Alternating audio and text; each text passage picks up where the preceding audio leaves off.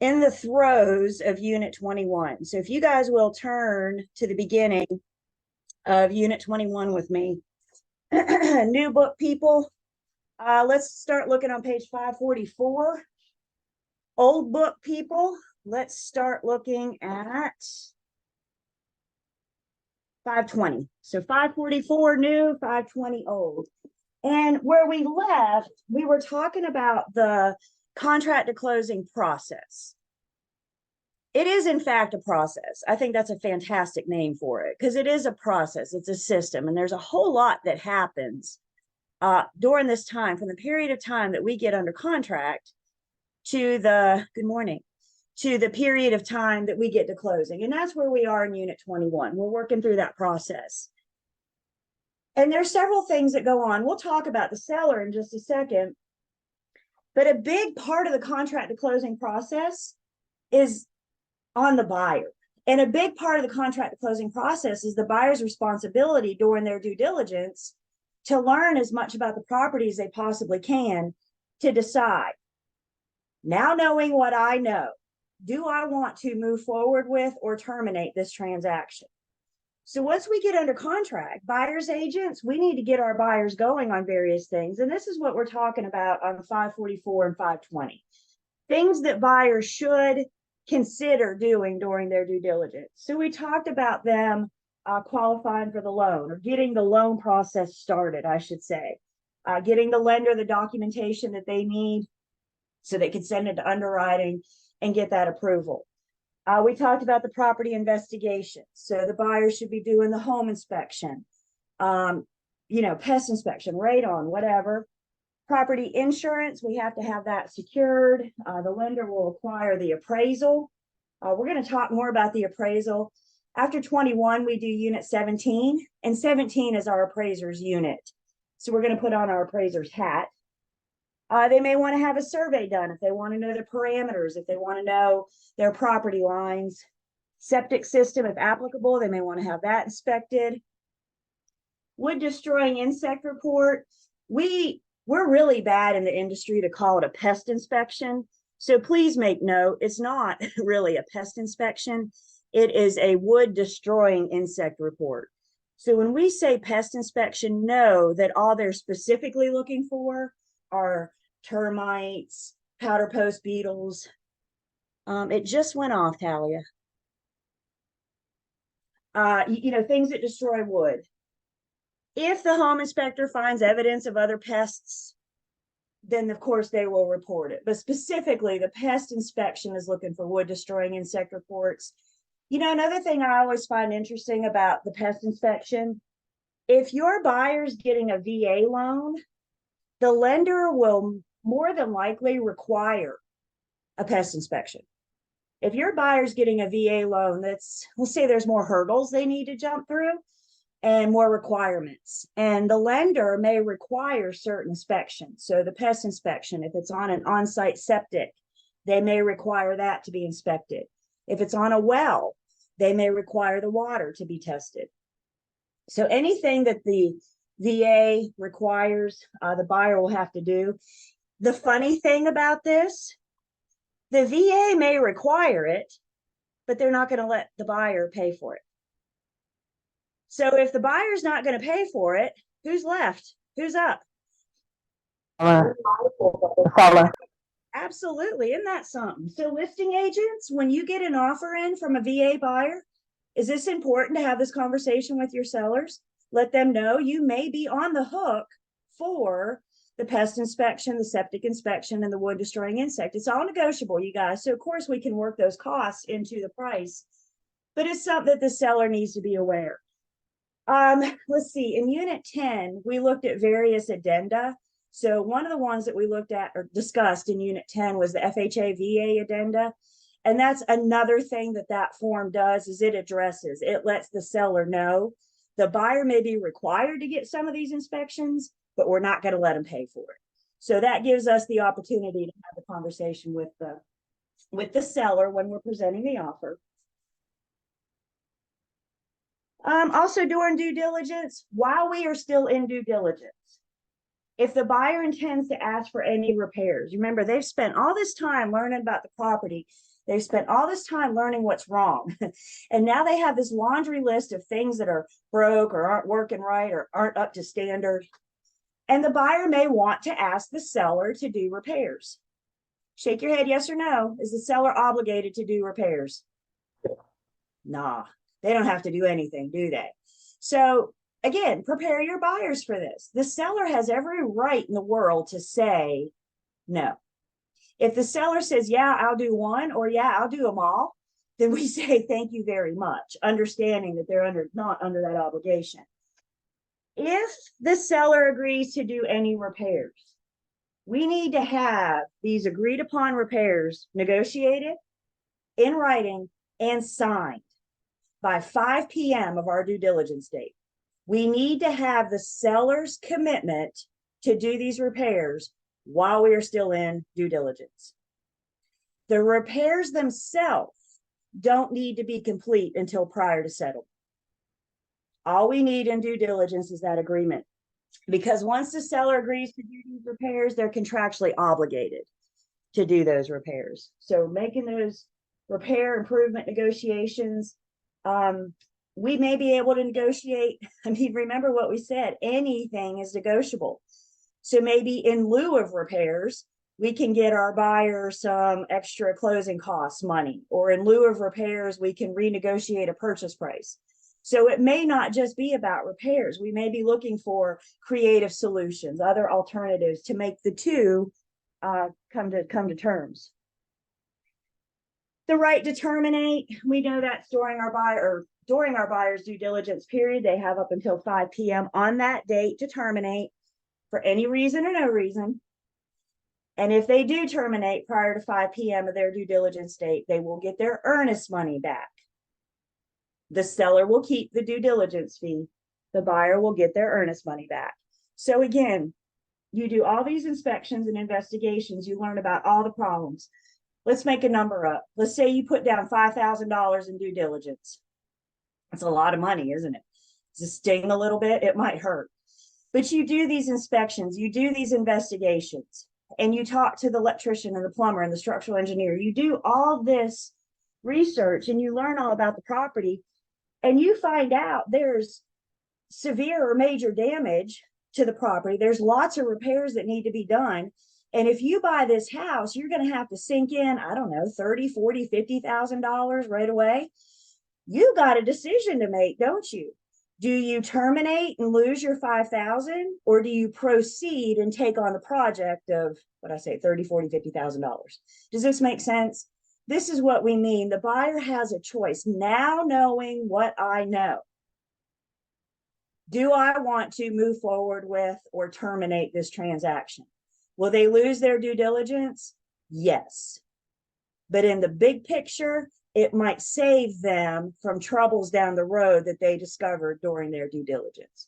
So it's, I think the common expression is a free look period. It's not. It's a look period that they have to pay for, I guess, if that makes sense. There's nothing for free, right? So, and that includes the buyer's look period. So they're right to terminate. And then we talked about the physical inspections. Most importantly, there's that final walkthrough. If the sellers agree to do any repairs, the buyer has every right to inspect those repairs when they're finished, to make sure they're, satisfactorily finished. The buyer has every right to inspect and investigate the property up until they sit down at the settlement attorney's office and sign. So the final walkthrough, we want to do that as close to settlement as we possibly can. Because you'll remember, I'm on 248 for new book people. I'm on 548 for new book. I'm on 523 for old book. So yeah, that one important sentence in the contract that says this property is being sold in its current condition. So once that buyer signs, once they sign, they get what they get. So the final walkthrough is very important for them to see what it is they're signing for. So that's where we left off. Again, talking about that buyer's due diligence process. And understand that's not everything. There's other things that the buyer may want to address. They may want to have a radon inspection. If the property was built prior to what year? 1978. 1978. They may want to have the lead-based paint tested or the paint tested for lead, asbestos, mold, all these super scary things we talked about in Unit 21. If it's on a well, they may want to have the water tested. If it's on public water, they may want to have the water tested, whether or not streets, private or public. Again, this is just kind of a laundry list of things. And all of this is spelled out in the contract to help the buyer know the things that they should consider. Remember too, you guys, these lists are not inclusive. So in other words, if there's something that the buyer wants to inspect that is not on this list, our answer as their agent is, okie doke, let's do it. So we're going to help them. The buyer has the responsibility of learning about the property. When the buyer hires us, we take on that responsibility with them. So this gets us caught up. This is where we left off. What questions do I have up to this point? Anything about the buyer's due diligence process and what they should be considering doing?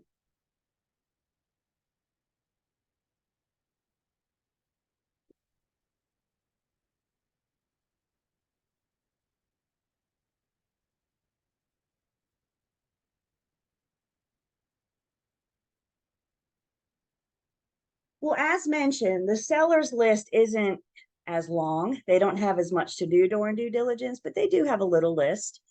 So the due diligence process for the seller, their biggest concern is, can the buyer get loan approval? Can they get that financing? That's the big thing the seller cares about. Can they get approval to buy the house?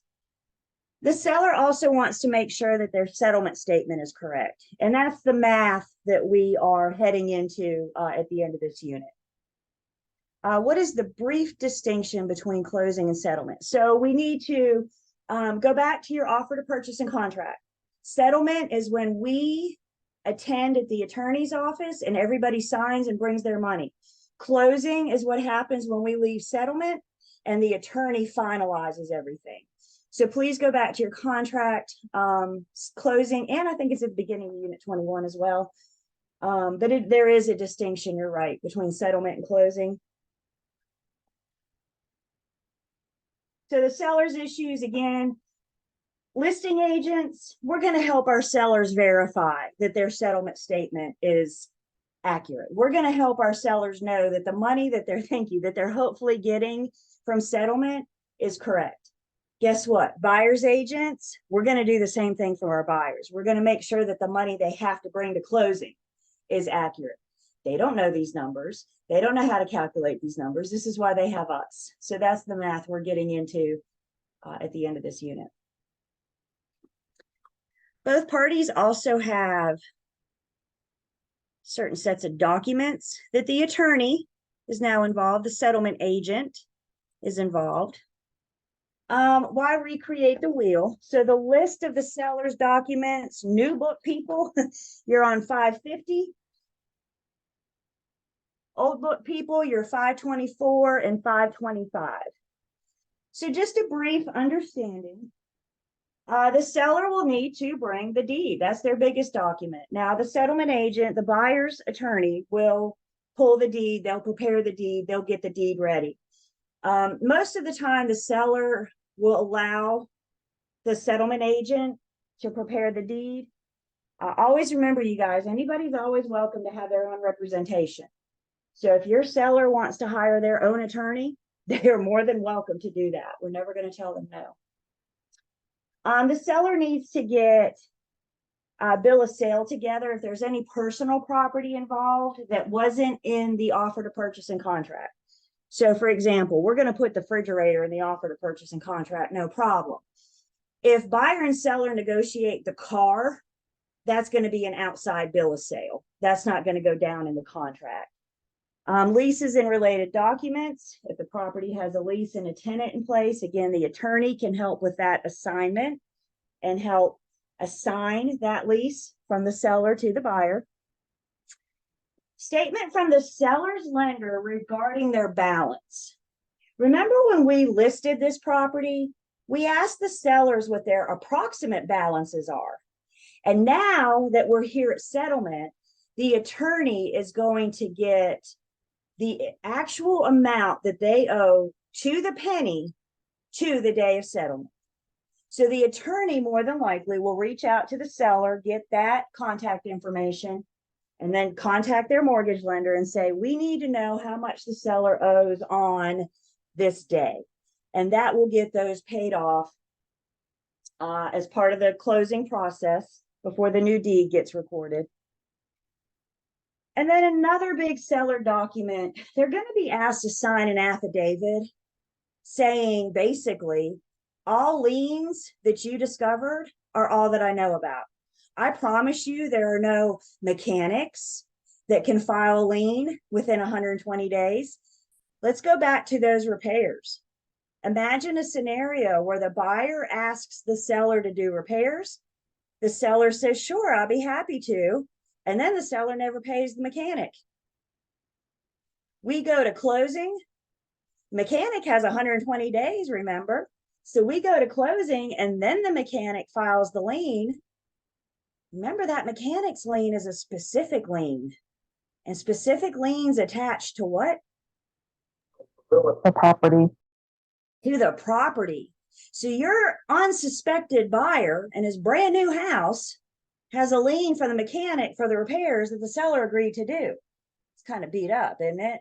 So how can we protect the buyer? Well, there's a couple things we can do in that scenario. First off, we can ask the seller to provide paid in full invoices when those repairs are done. So that way we can see that they were paid, and the buyer will also see the mechanic. So if it breaks 2 weeks later, they know who to call, right? The other thing we can do to protect our seller, the attorney has them sign this affidavit saying, I know of everything, this isn't going to happen. And if it does, title insurance will go after the seller because they promised we wouldn't be here and now we are, so they need to make it right. Buyer's documents are a lot longer. Anybody buy a house in the last 10, 12 years? They plop a ream and a half of paper in front of you, say, here we go. We're going to go to settlement now. I always tell my buyers to get their signing hand warmed up because that's pretty much all you're doing for 45 minutes is just signing. The biggest part of the buyer's documents are the loan package, the loan documents, the lender's paperwork. A lot of the lender's paperwork, the buyer may have already signed electronically, but now that we have the buyer sitting in front of an attorney with paper and pen in hand, some of those docs they may ask to sign again, just to have that wet actual signature. So again, buyers ask questions sometimes. I thought I already signed this. You may have, but it was probably an electronic signature. And like I said, now that you're sitting here, we want to get your actual signature. So the lender controls settlement. The lender tells the attorney how to proceed with handling their paperwork. So the lender sends the attorney instructions on what needs signed, any special instructions, that kind of thing. Once we leave settlement, then the attorney sends that final signed loan package back to the lender. The lender approves it, make sure all the I's are dotted and the T's are crossed, everybody's signed, initialed, and dated. And upon the lender's satisfactory of that completed loan packet, that's when they release the loan. That's when they send in the loan amount to the lender. I'm sorry, to the attorney, so they can finalize closing. If you're buying a house without a lender, your paperwork went from like this to like this. So if you're a cash buyer, you're working with that cash buyer, you don't have the amount of paperwork you do with that lender. Title insurance policy, the attorney will issue their opinion of title based on their research and investigation. Then upon their opinion of title, then title insurance will release the policy to the new owner. finalizing property insurance. The lender has already approved the property insurance policy by this point. We're just putting the finishing touches on it. There's your wood destroying insect report, specifically if it's a VA loan.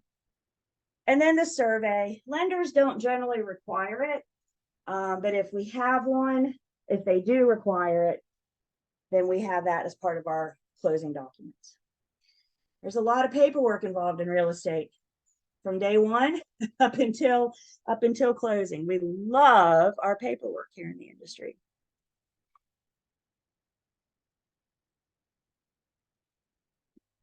This is kind of a nice refresher. We talked about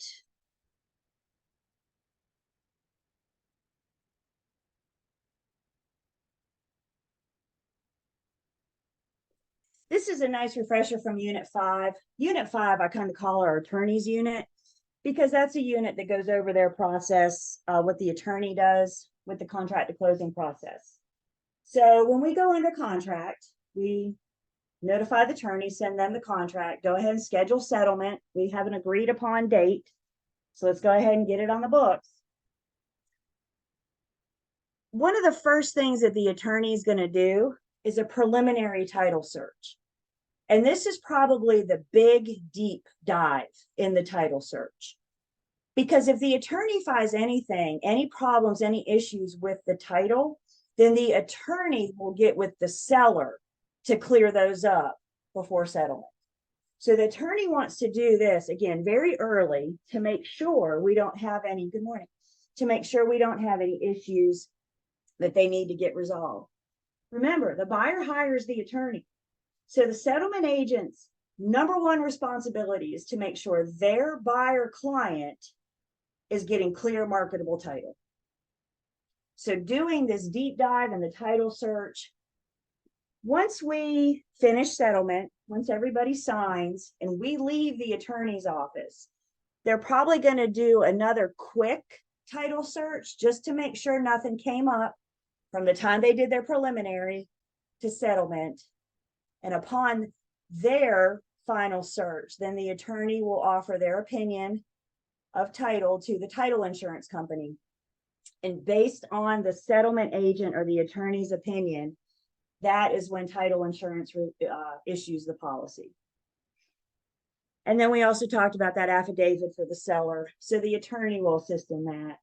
Remember, at this point, we have an attorney involved. So most settlement and closing paperwork comes from the attorney, part of their research.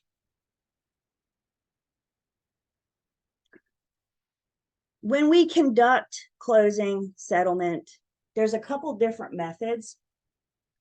North Carolina uses something called a settlement meeting method. The attorney is actually called the settlement agent. We refer to him as the closing attorney, settlement agent, one and the same. So in North Carolina, we use attorneys to finalize the closing. They're the ones that are involved in the process. The attorney will report the sale on behalf of the seller to the IRS. They may have tax consequences. They may have tax benefits or consequences for selling a house this year. And so there's a report, there's an IRS report, and the attorney, I'm not going to say we don't trust the seller to remember to send it in themselves, but sometimes people forget. So let's just go ahead. The attorney generally sends that in. What does this mean when they do taxes at the end of that year? What does that mean for them? I don't know. They need to talk to their accountant. And then the settlement meeting, the lender also has an interest in the closing. Remember, the lender's the one bringing the money. And the attorney's responsibility is to the buyer and their lender. So the attorney follows the lender's instructions as how they want their loan package handled, how they want things processed. The attorney will also record the deed of trust on behalf of the lender as soon as they record the buyer's new deed. So once remember, the last act of closing, this thing is said and done when the buyer's new deed gets recorded. As soon as that happens, in the next breath, the attorney goes ahead and records the deed of trust on behalf of the lender to protect their interests, to secure their interests. So if North Carolina is a settlement meeting method, other states may use an escrow closing. And in an escrow closing, attorneys aren't involved. In an escrow closing, the title insurance or the title insurance company is pretty much handling closing. They don't have an attorney dealing with all of this. So the title insurance company, parties don't have to attend. They just submit their paperwork. Their paperwork gets processed. And then when it's done processed, then it's a done deal. Does this sound a little strange to some of you? Y'all want to hear something wild? North Carolina is rare. North Carolina is one of few states in this country that still uses a settlement meeting method. I heard once that we're only like 6 or 7 states. So we are the oddballs, you guys. Most of the country uses this escrow closing method. They don't use attorneys. They use title insurance. And I think this is important for us to understand, because at some point in your career, you're going to have a buyer moving here from another state. And you're going to be talking to them about the process. And at some point, they will look at you and say, do I have to hire an attorney? And our answer is, if the property is located in the state of North Carolina, yes, because we are a settlement method state, not an escrow method state. Questions on the closing, settlement, the closing. Good morning.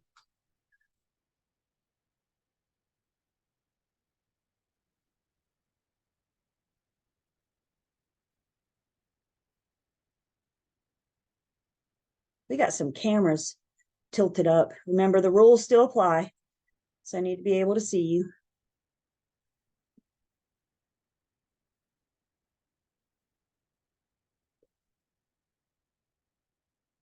And closing day is a good day. One of my favorite emails in this industry comes on closing days. And it comes from the attorney or the paralegal. And it says, we are on record. That's all I need to know that we're done. It's a done deal. Let's see. The attorney gets hired by the buyer or the seller or both for closing. Good question. So the buyer hires the settlement agent. The seller can have the settlement agent do their paperwork, pull their deed, and gather their information, in which case the settlement agent will, of course, charge the seller for that fee, but the seller is not represented by the settlement agent. They're doing it on behalf of their buyer. And like we said, the seller is always welcome to bring their own representation. Good question. Thank you. Anything else?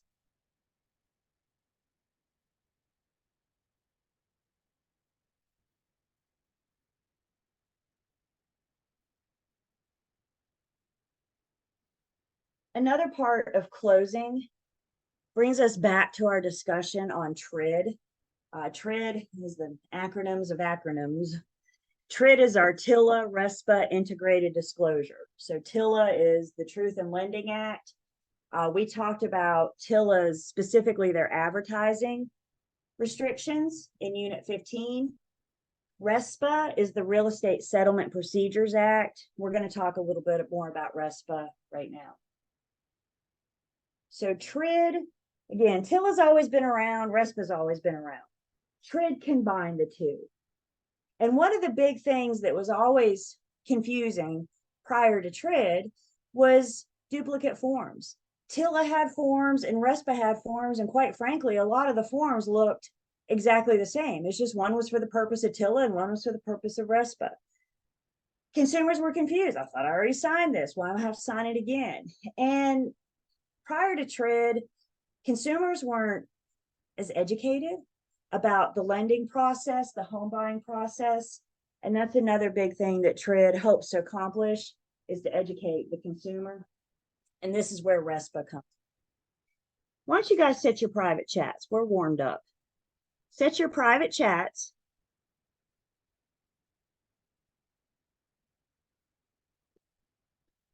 In Unit 15, we talked about TILA. We said TILA is also known as Regulation what? One letter answer. TILA is also known as regulation.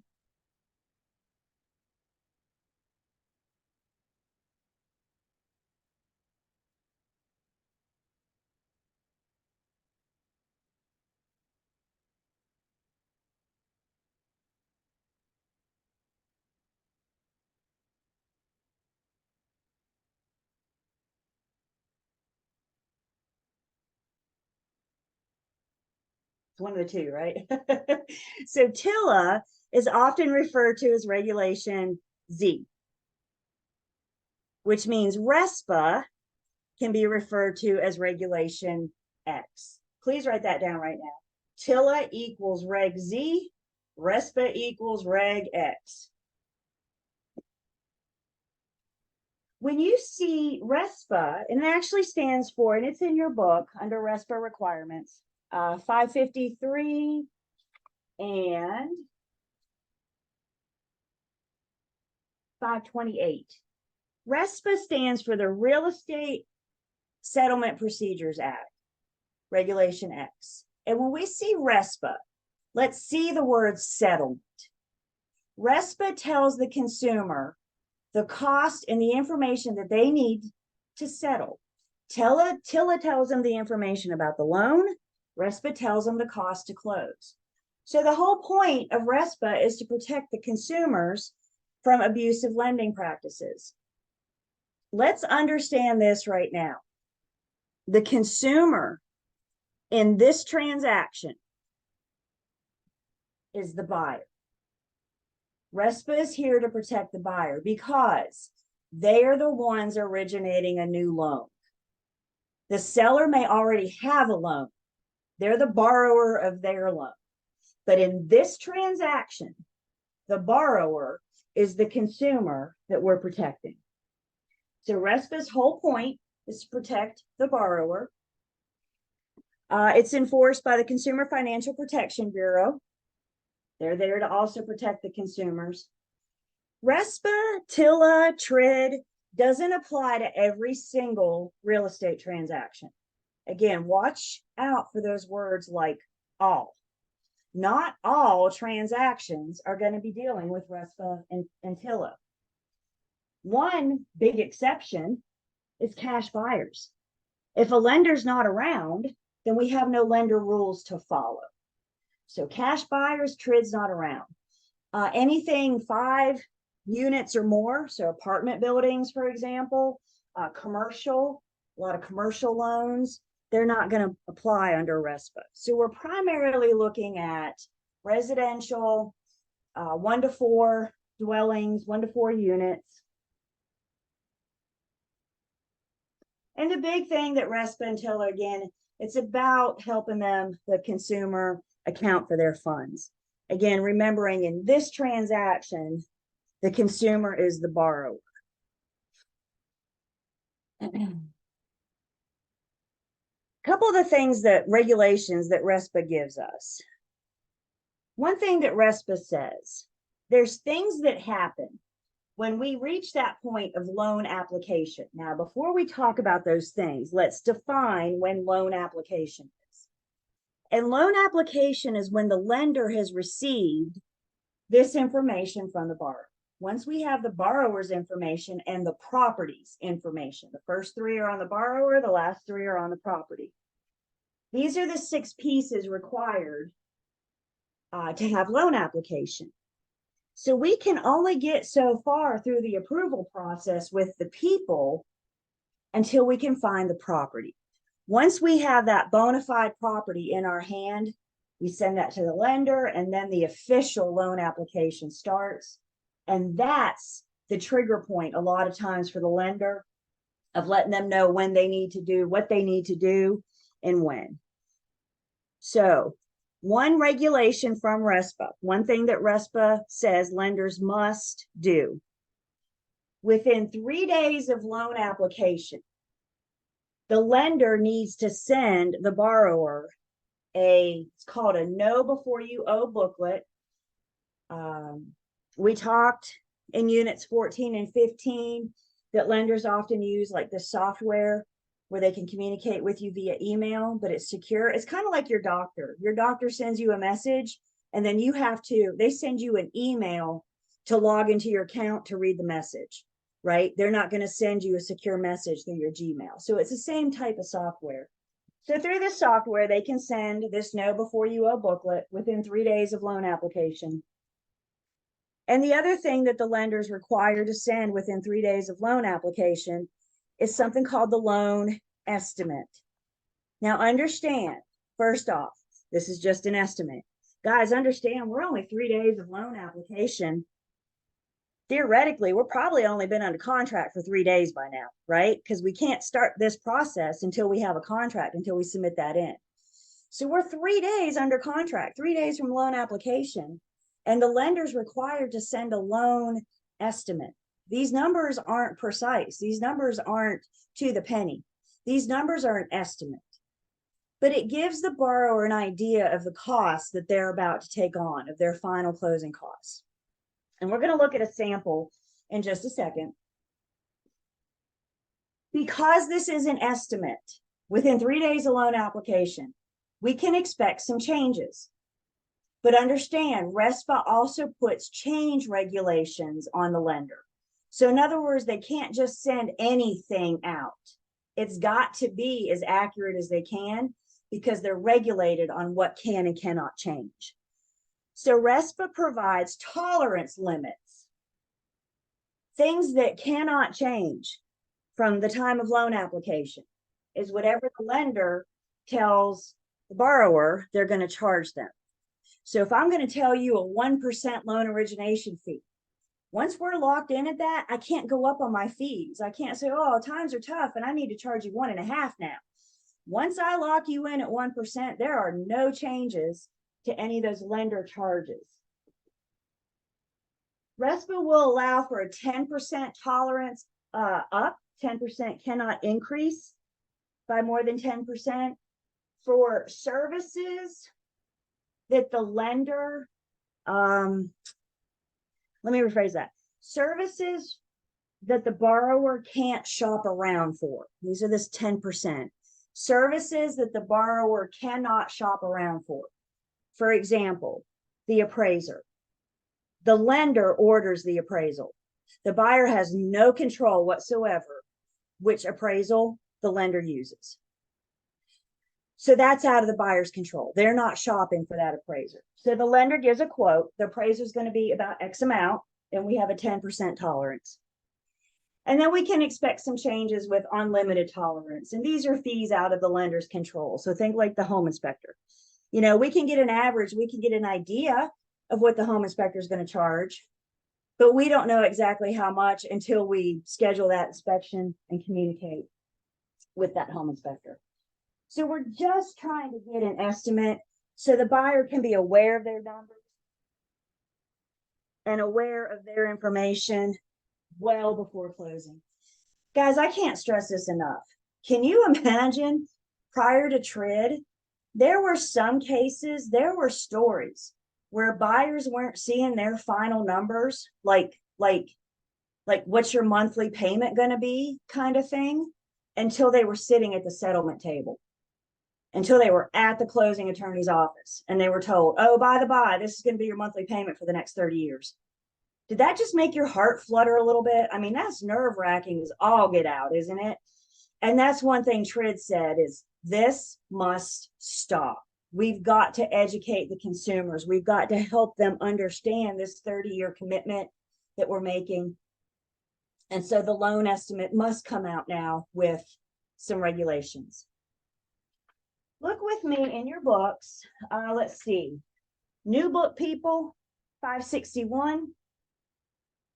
Old book people, 535. So 561 and 535. And what we have is a sample loan estimate. So 3 days from loan application.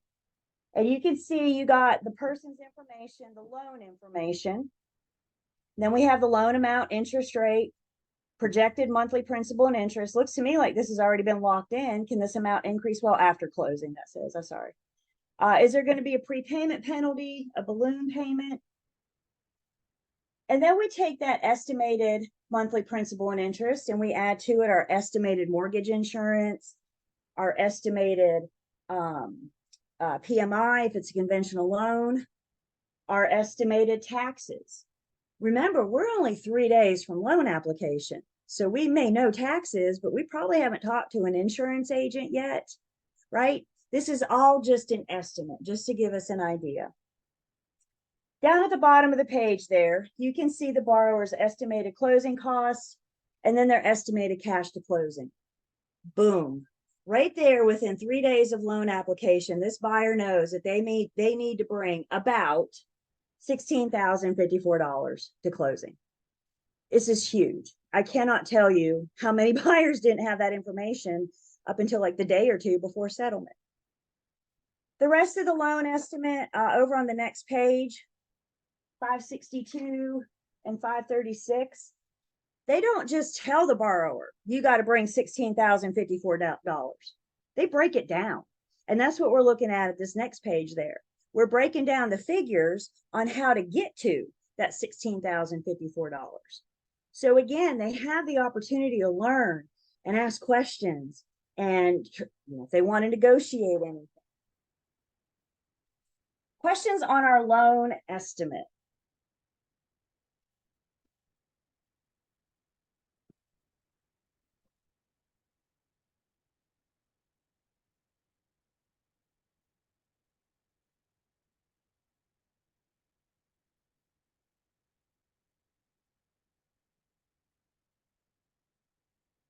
So after the loan estimate, now fast forward a little bit, skip the contract to closing process. We've already done that. So now let's get a little bit closer to settlement. And we're getting closer and closer to settlement. Understand with settlement a few things. First off, we're dealing with 2 closing disclosures, could also be referred to as settlement statements. One of the closing disclosures that we deal with is the seller's CD. The lender is not preparing the seller's CD. The attorney prepares the seller's CD. Remember, the lender represents the buyer. The lender is there for the buyer. RESPA doesn't care about the seller. What RESPA is here to protect is the buyer, the consumer in this transaction. So the seller will get a CD, but there's no regulations on their CD. There's no TRID on their CD. A lot of times the attorney does not send the seller CD until the day or 2 or 3 before closing because they're putting those final numbers together. Listing agents, yes, you will be able to review this before settlement. You need to. Talking more about that. But the seller CD, we don't get this preliminary information. We don't get, anything from TRID whatsoever. We just get their CD a couple days prior to settlement so we can verify that what our seller is getting back is accurate or getting is accurate. The other CD then is the borrower CD. This is the one that the lender is regulated under TRID. There's another really big TRID rule when it comes to the buyer CD. TRID, specifically RESPA, requires the lender to send the borrower their CD 3 business days prior to settlement. Closing, settlement cannot happen unless the borrower has received the CD 3 business days prior to settlement. Anytime you count days in real estate, day 1 is always the day after receipt. So if the borrower gets their CD today, that means Wednesday is day 1, Thursday, Friday. If the borrower gets their CD today, there is no way that we can close before Friday. This 3-day rule, they must have this CD in their hands for 3 days prior to settlement. Mark my words, as sure as I stand here, you will have a closing in your career delayed because of this rule. And there's absolutely nothing that anybody can do about it. You and I can't do anything. The lender, the attorney, this is out of all of our controls. If they can verify personal delivery, then it'd be 3 days. By personal delivery, we mean either they hand it to them or they send it through that software and they sign off on it. If they're not going to do personal delivery, then now we have to allow for 6 business days. Buyer's agents, as we're getting closer and closer to settlement, I'd say about the week before settlement, you need to be in touch with your borrower and letting them know that they can be on the lookout for a very important email from their lender. And as soon as they get that CD and sign off on it, then we can start this 3-day clock. This didn't exist before TRID, but this is here now. Yeah. Did I hear? What are some of the examples you said for the non-personal delivery, like email, like that? Yeah, if they don't have the program that can verify that you opened it and signed it, you know what I'm saying? Like that program through your doctor. So if they just want to send it to your Gmail, that would be non-personal delivery. If they want to leave it at the office for you to pick up, or if they want to snail mail it to you, that would be non-personal delivery. But okay. I'll be honest, BJ, I'm going to say 98% of our lenders, and I just made that number up, but most of our lenders use that software and we can get away with 3. Okay. I've never had, knock on wood, I've never had to do the 6. I think the lender needs to update their systems a little bit if they're not using the current technology to let this happen in 3 days. Other questions about our borrower CD? And this is all part of the process, you guys. You and I cannot get involved in the delivery of this document. This document must come directly from the lender to the borrower. You and I don't even see this. You and I will talk about what we'll see in just a second. This is just between the lender and the borrower. 3 days before settlement, TRID rule says they've got to sign off on it. Keep in mind, we're still 3 days before settlement. There's still a lot that can happen. And sometimes things on the borrower CD changes. When we're reviewing it, sometimes we find errors. Maybe the attorney hasn't put their finishing touches on it. It's like the final CD, it's not the final CD. So we need to understand from the lender's CD to the borrower, there could be some changes. And most changes do not require a new 3-day count. Most of the time, if we find an error, if we have to make a change on that CD, the lender will fix it. They'll issue a new CD to the borrower, and we don't have to do that 3-day count. There are some exceptions, though. If we make certain changes, such as an increase of the APR, a prepayment penalty is added, or the basic loan product changes. By that, I mean the buyer decides they want to switch from a conventional loan to an FHA loan. If these things happen from the borrower getting their CD 3 days prior to settlement, if any of these 3 things happen, they issue a new CD, and we got to give another 3-day review. These are the only things that will require a new 3-day review. We've been sitting at the settlement table before and found an error. Attorney fixed it, and away we went.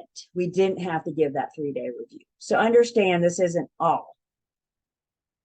But these 3 things, and really what you're dealing with here is money. An increase of the APR, that's going to be more money. Prepayment penalty added. The basic loan product changes, that's going to delay it by more than 3 days, because now we got to rerun the application. We got to go back through.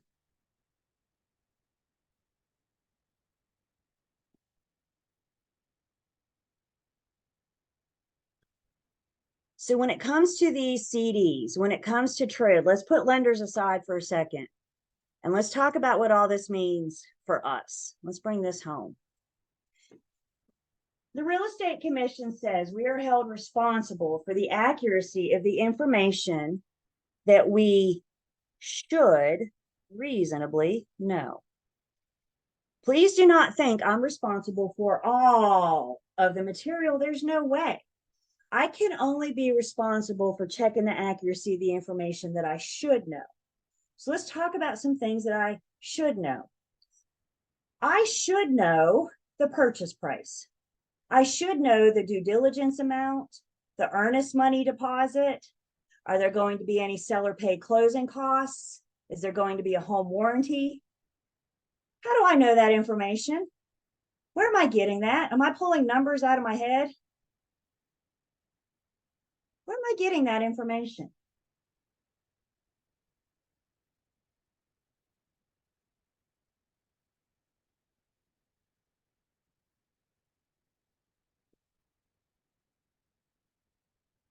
Nobody wants to venture a guess?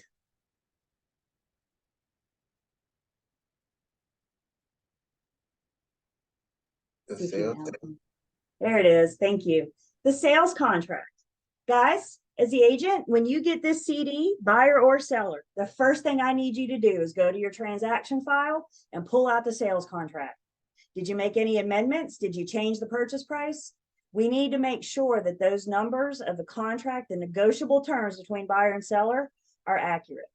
I don't know about y'all, but my little brain, I swear, and if contract and closing are 4 to 6 weeks apart, I don't remember those numbers. I don't remember those numbers from 6 weeks ago. So when you get this CD, the number one thing you need to do to review this thing for accuracy is compare it with the sales contract. Make sure those numbers line up. All those inspections, all those repairs for your buyer, all those things that your buyer had done during contract to closing process, you are probably CC'd on those emails. So because you are CC'd, you have the home inspection invoice. You know how much that is. You have the pest inspection invoice, the survey. You have those numbers.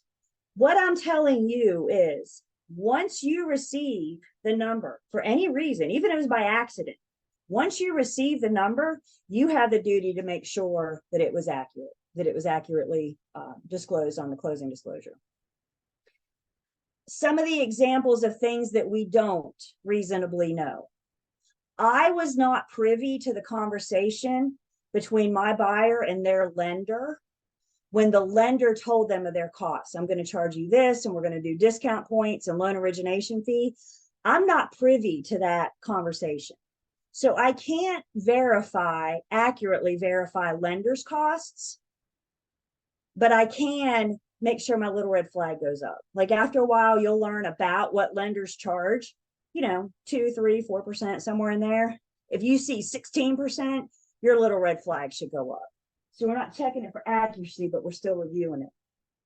We'll look at a sample CD in just a second. But understand, failure to report a mistake is going to cause disciplinary action at the Real Estate Commission. This is one of our biggest duties as an agent, is to help our clients know that their end numbers are accurate. Who can remember what that A in old car stands for? What's the A in old car? Accounting. Accounting. You know where we are right now? We are accounting. We are helping our buyers and sellers verify their numbers. So our duty is to help verify the numbers, the accuracy, and we can always just straight line add. Questions so far? Can I go back to the slide that showed the changes for the 3-day review? Mhm.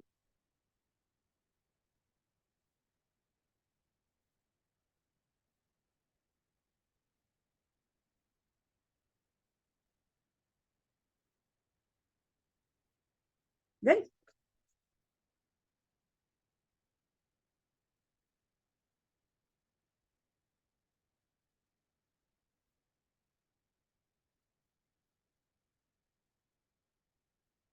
Good. Okay. I'm sorry, thank you. Yep, of course. So let's go ahead and take our break. And when we come back, we're going to look at our sample CD. And then we're not too far away from picking up our calculators. So grab your calculator if you don't have it. But let's take 10 and we'll come back and keep going in 21.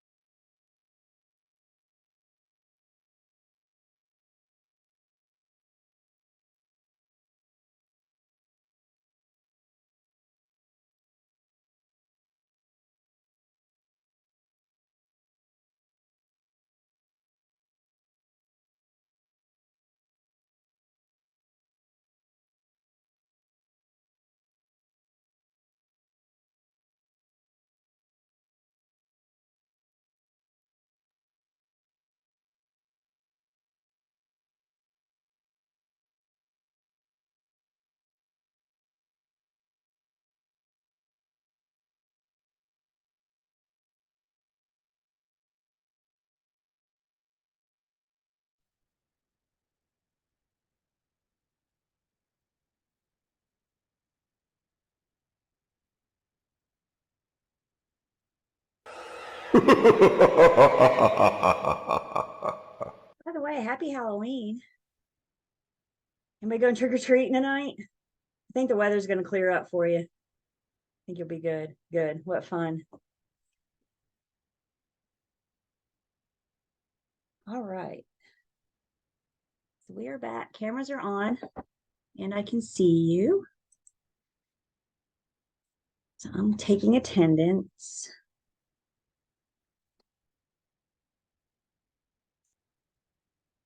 And turn with me, if you will, in your books.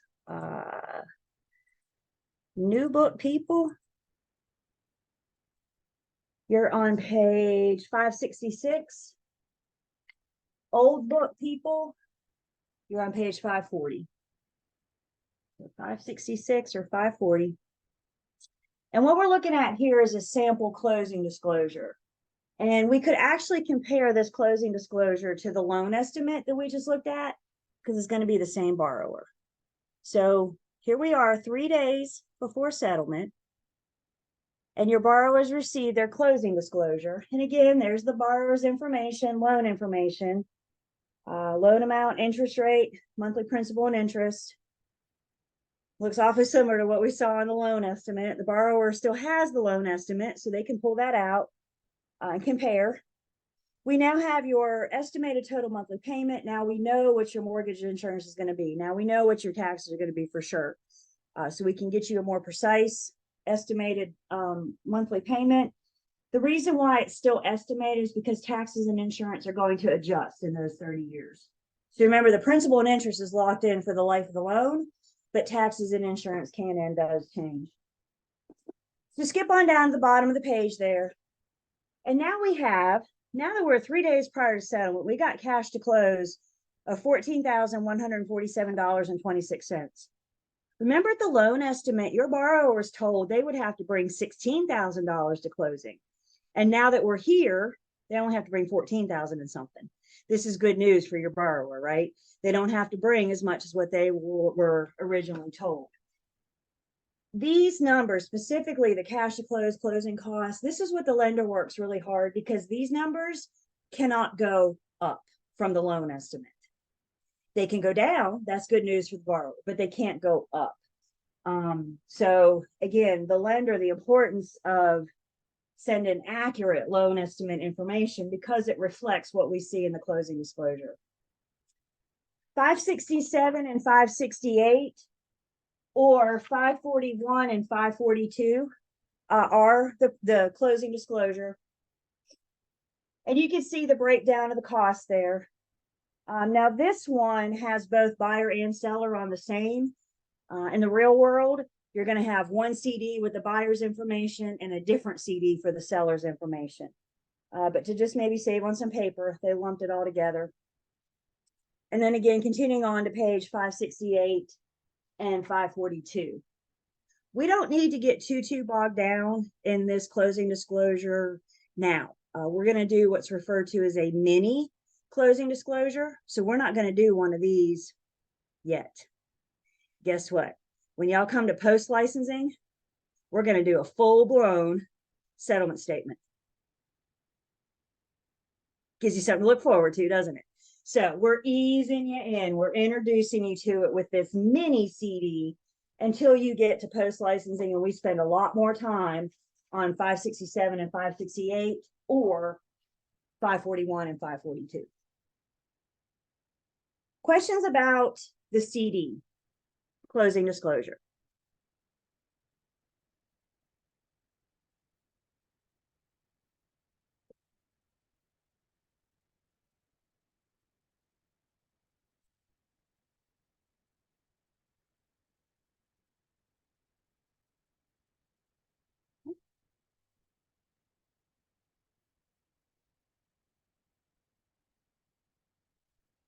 Before we get into the CD, just to kind of wrap up this section, there's a few other things that RESPA does, RESPA controls that RESPA has, other than the closing disclosure and the loan estimate. RESPA kind of put some regulations on controlled business arrangements. An example of a controlled business arrangement is this idea that's gaining in popularity, and it's this idea of one-stop shopping. So under one roof, you can find a real estate firm, an attorney, and a lender. We're sharing space. We're sharing lease space. Now, if we share space, I can't require you to use that lender. I can't require you to use that attorney. I can offer them, I can make them available. They may even offer you an incentive. I can't make you, but I can make that option available to you. If we do use that lender and that attorney that we share a roof with, there's a controlled business arrangement, a controlled business relationship here. And RESPA just says we need to disclose that to the consumer. Anytime there's that kind of business arrangement. I used to work with a firm that had a title insurance company in it.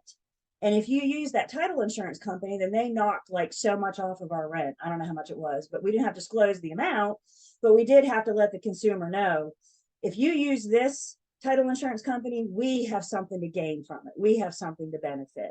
And that's what they had to sign off on, just acknowledging that they have seen that. RESPA requires the lender to issue a borrower credit if there's a yield spread premium. So a yield spread premium,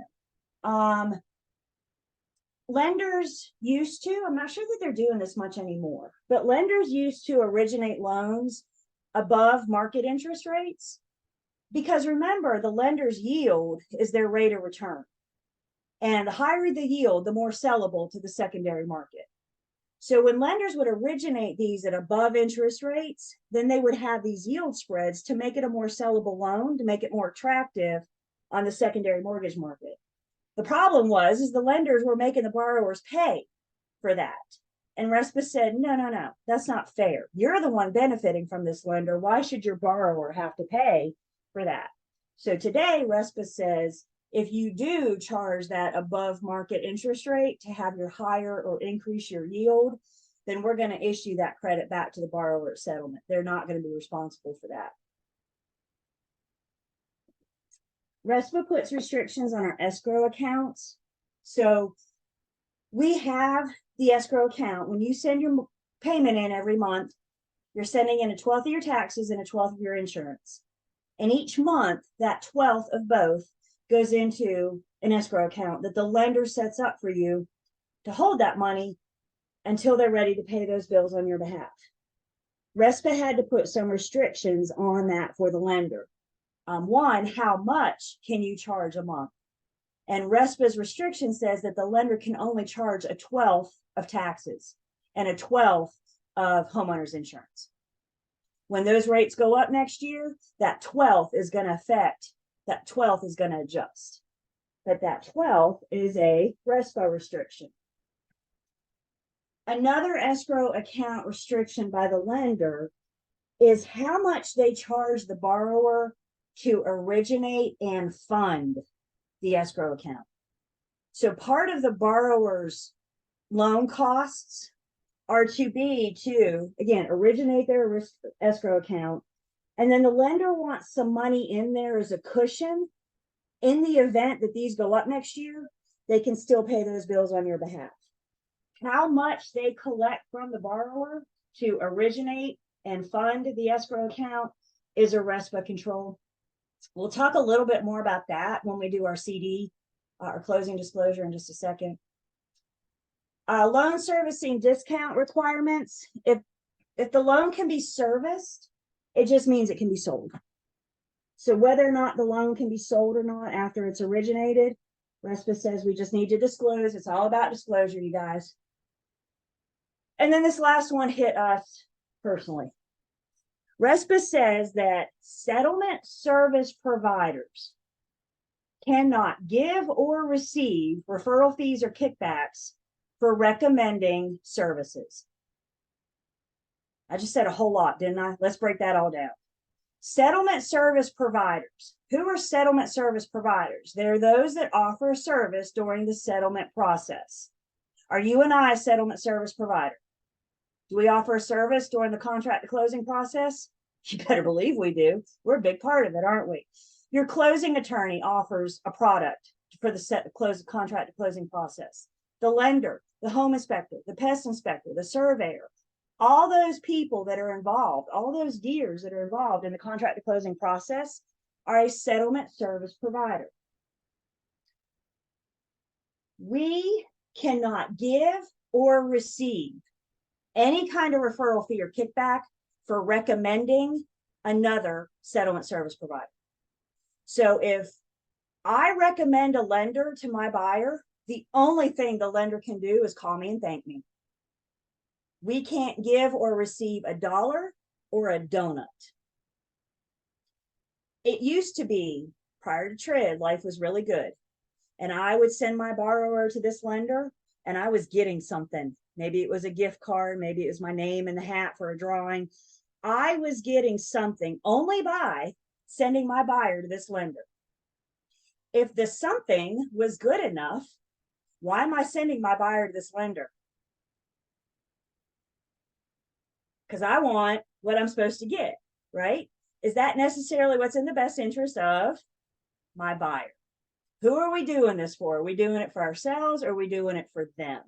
And that's why RESPA did away with that, because several agents forgot about that. And guys, I'm not kidding you, it was good. Today, RESPA says you cannot give or receive a dollar or a donut for recommending. So all the home inspector can do is call you and say thank you. Now, once you guys affiliate and you're in your offices, it won't take long to realize that these settlement service providers, the home inspectors, the lenders, they're going to stop by your office and introduce themselves to you. They're going to stop by with a stack of business cards. They may even show up with a box of donuts one day. If they show up with a box of donuts, put it in the break room with a stack of their business cards and say, here you go, y'all enjoy. RESPA doesn't care about that. That's fine, because the lender or the whomever's doing it for everybody in the entire office. What they can't do is show up with a box of donuts and say, you, and you can have a donut because you sent me business last month.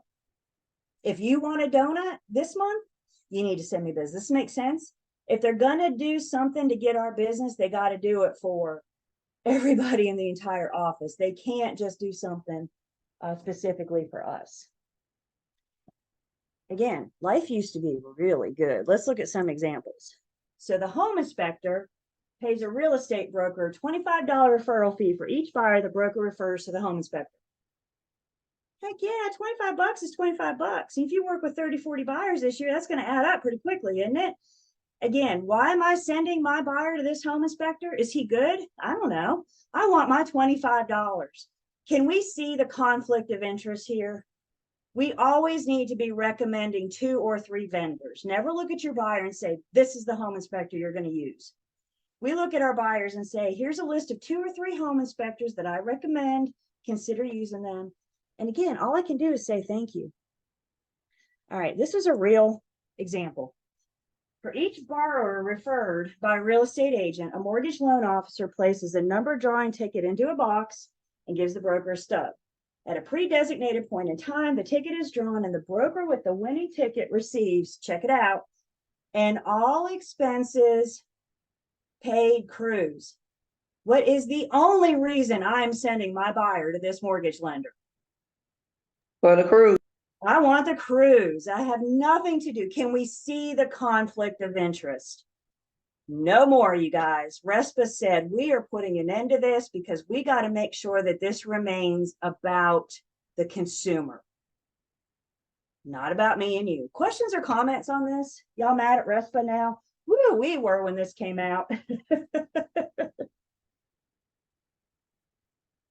We're over it now, but we were hot, especially those that relied on this as their source of income. You know, you send enough people.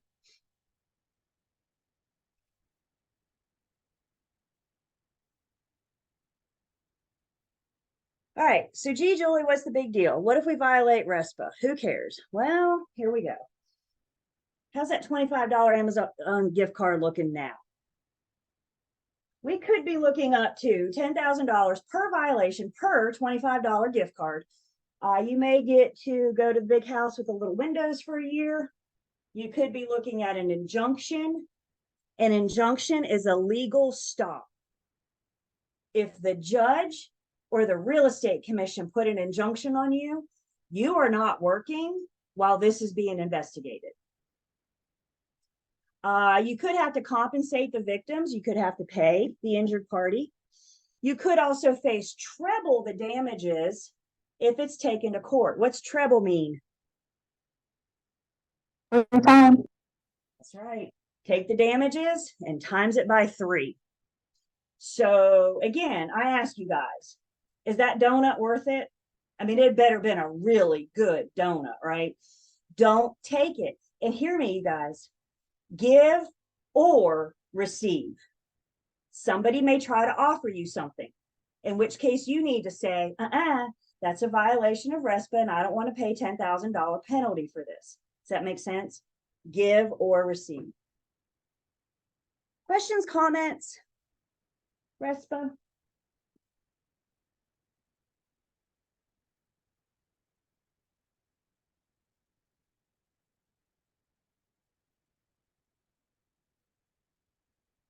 Okay, so we're getting into our settlement statement, closing disclosure math. These are new book numbers, but I just wanted to give you guys a slide. This is the information in your book where you can find this math that we're getting ready to go over. So it's kind of scattered all through your book. Preparation of the settlement statement, we're going to look at that in just a second. Old book people, you'll see those numbers as well in just one second. The math concepts are at the end of Unit 21. So wherever your end of Unit 21 is.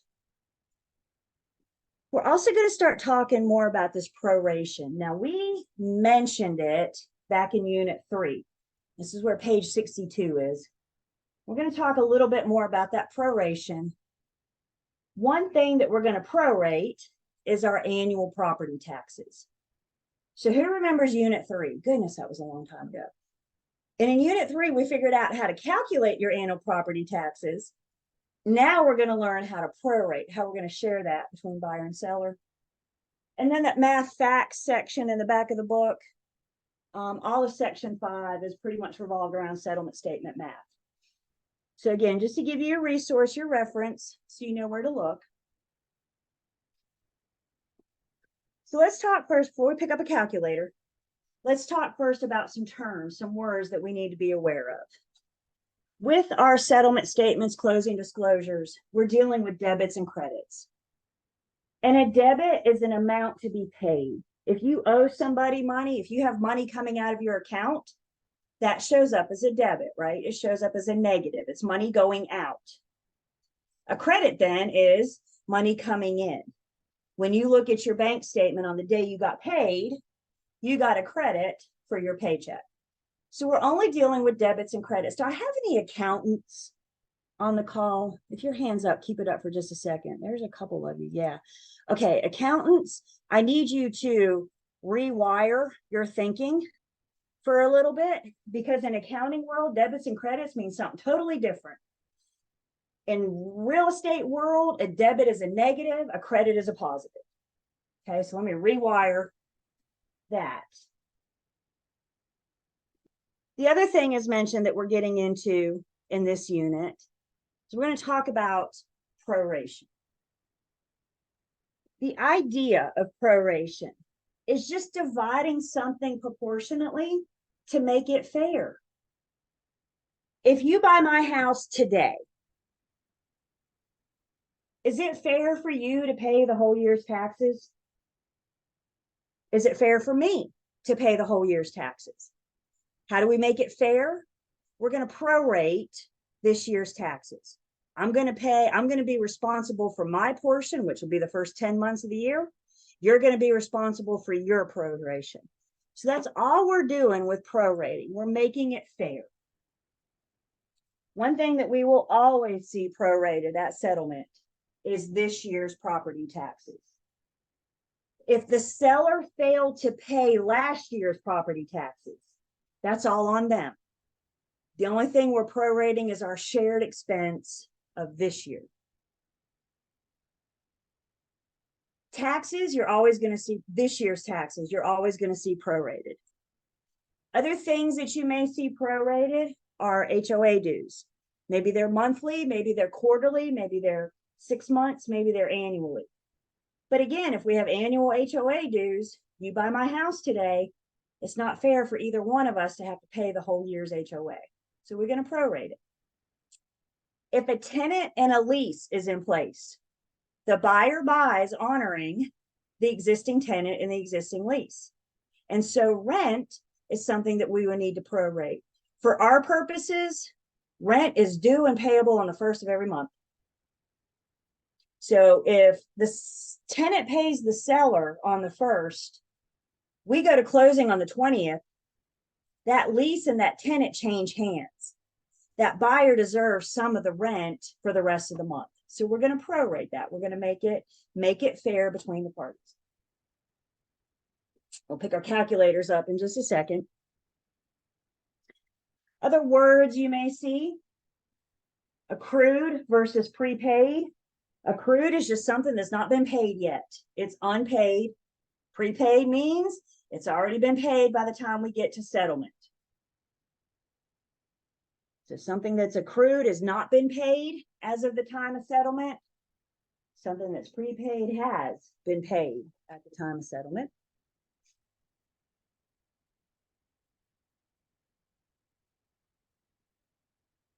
In North Carolina, on the day of settlement, when we're prorating, we are typically going to consider the seller responsible for the day of closing when we're prorating.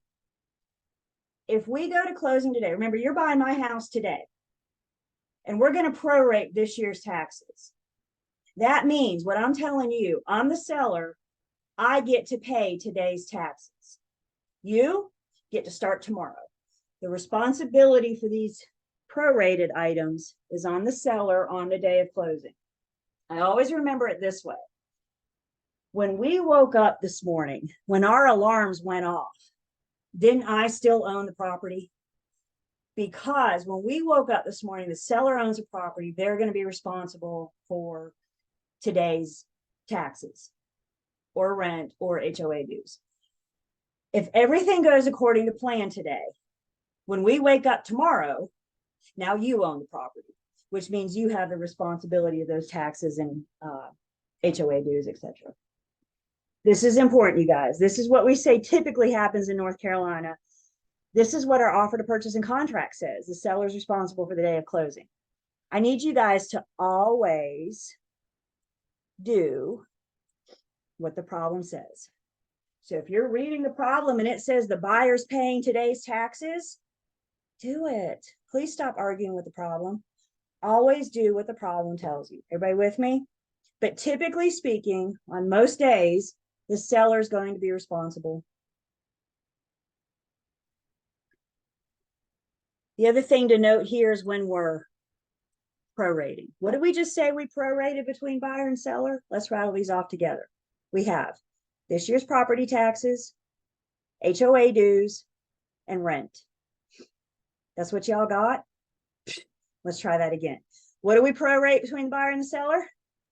This year's taxes, HOA dues, and rent. and rent. Thank you. So those are the only three things that we're going to prorate.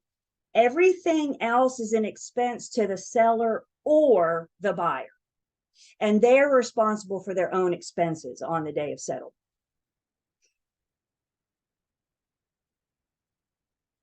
We've talked a lot about prorating so far. We've talked a lot about days. So there's a couple different things you can need to know about days. Now, any of my retakes, this is brand new information to you. We got an email, I'm not kidding you, from the Real Estate Commission 2 weeks ago that said you can see one of two scenarios on your state exam when it comes to days. So they may ask you on your exam to use the actual day of the month. Use a 365 calendar. This is not a leap year.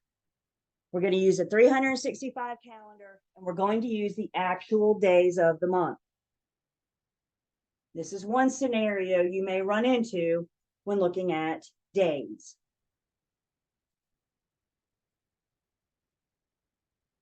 The other scenario that you may be told to do on your exam is to use a 360-day year, 30-day month. Under this scenario, every single month has 30 days. 30 times 12 is 360. So under this scenario, today doesn't exist, does it? We don't get Halloween in October. How many days are in February under this scenario? 30. 30. How many days are in December under this scenario? 30. 30. We don't get a New Year's Eve, do we? They're going to give you one or the other, and this is important. They will tell you which one to use. Did everybody just hear me? They will tell you either use the 365 actual days of the month or the 360 30-day months. Is everybody with me? Your practice problems, your examples in your book, online learning system, they tell you. Your state exam will tell you. Again, you guys, this information is like 2 weeks old. We just got this, just in time to update my PowerPoints. Questions or comments on that, dealing with days?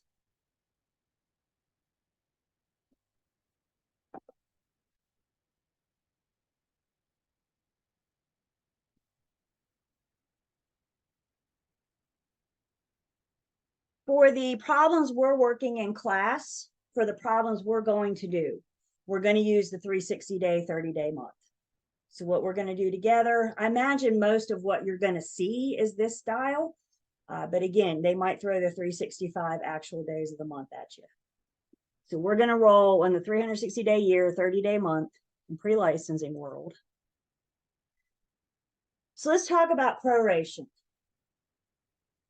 Maybe they give you annual taxes and they want to know what the monthly amounts are. What do we need to do to take annual taxes to find monthly? I can see mouths move. We just need to divide by 12. Yeah, so in unit 3, we found annual taxes. You guys remember how they tricked you back in unit 3? We found annual taxes and the problem wanted to know monthly taxes. So once we have annual, we may need to do other things like, for example, divide by 12 to get monthly. What if they give you annual taxes and they want to know daily? Well, now we have our annual taxes and we're either going to divide by 360 to get daily or divide by 365, depending on what one they tell us. So let's just kind of refresh. We're going to refresh what we learned in unit 3 and kind of apply to what we're talking about right now with this daily idea. Again, using the 360 30-day. So you have a property located in Davie County. It is subject to ad valorem tax rate of 80 cents or 0.80, excuse me, per $100 of value. The property's assessed tax value is $172,500. Using a 360-day year, what are the daily property taxes owned on the home? I guess I already read it. I could have let you guys do that. But why don't you guys take a few minutes? This will be a good refresher for you. Take a few minutes. First, you need to find the annual taxes. And then you need to divide by 360 to get daily. Tell me in a private chat what you think those daily taxes are.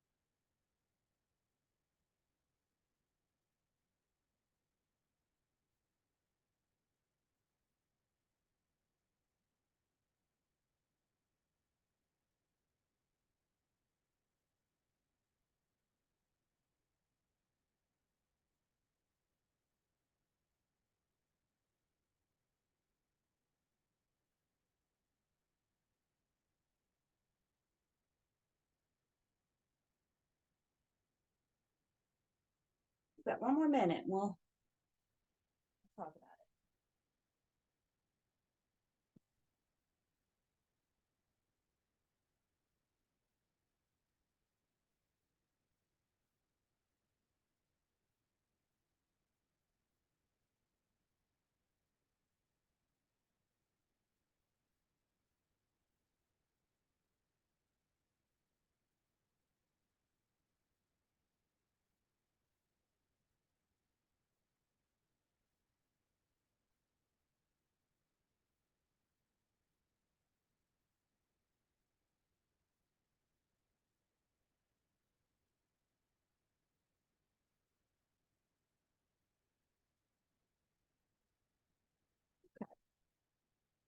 So the first thing we do is read, which we've already done.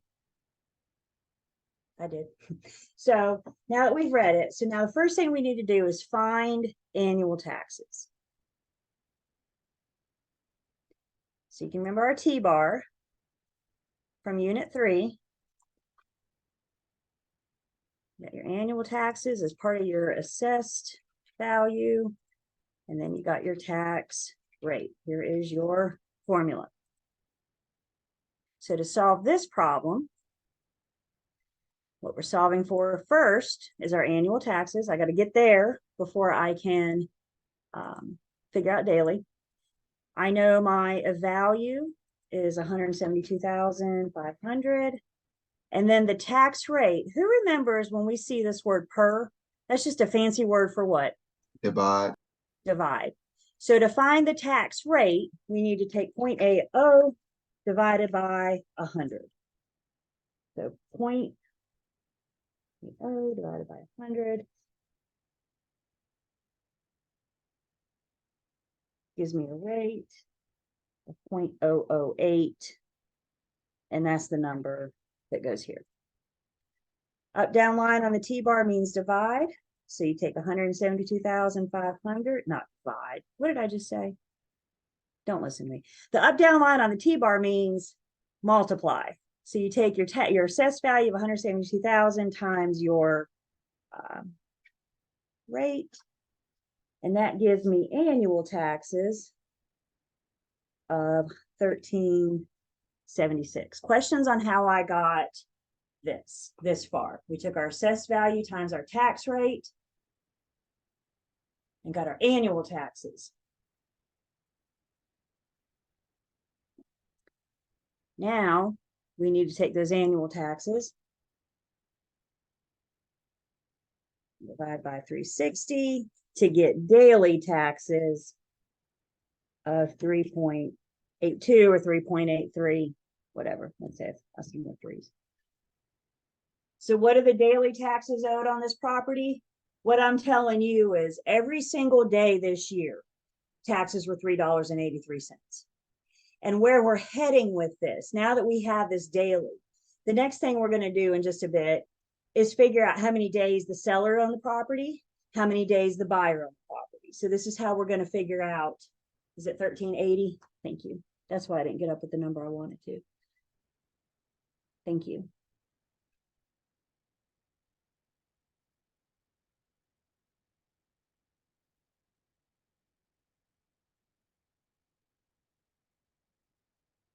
That's why I wanted 3.83. Okay, so this is step one, finding that daily, and then we're working towards figuring out what the buyer's portion of this is and what the seller's portion of this is. When we prorate, there are several different scenarios that we need to consider. And these scenarios that we're considering, new book people, please turn to page 387.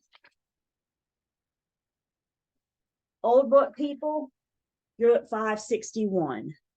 So 587 or 561. And what these do is they give you the breakdown of the prorated items, and what is unpaid would be a debit to the seller, credit to the buyer. That's money that the seller owes. It's money that the buyer will get, debit and credit. If things are prepaid, then it's going to show up as a credit the seller, debit the buyer. A true proration is a debit to one party and a credit to the other for the same amount. Somebody owes somebody some money for this year's taxes. If they've not been paid, the seller owes the buyer for their portion. That's what we mean by debit the seller, credit the buyer. If they have been paid, then the buyer owes the seller. So one of the keys, one of the tricks to prorating is understanding who owes whom. Somebody's paying somebody, and you're not going to have them write a check or hand them cash. We're going to hash this all out on the settlement statement. Consider this. The idea of settlement is to settle or finalize everything between the buyer and the seller. We want all issues between them settled today, unless agreed otherwise. So we're going to settle things like taxes, prorated items, etc. So let's walk through a couple different scenarios, whether you're doing taxes or HOA dues. If the item is accrued, that means prior to settlement, it has not been paid. And it's going to show up as a debit the seller, credit the buyer. When I prorate, you guys know by now I like pictures.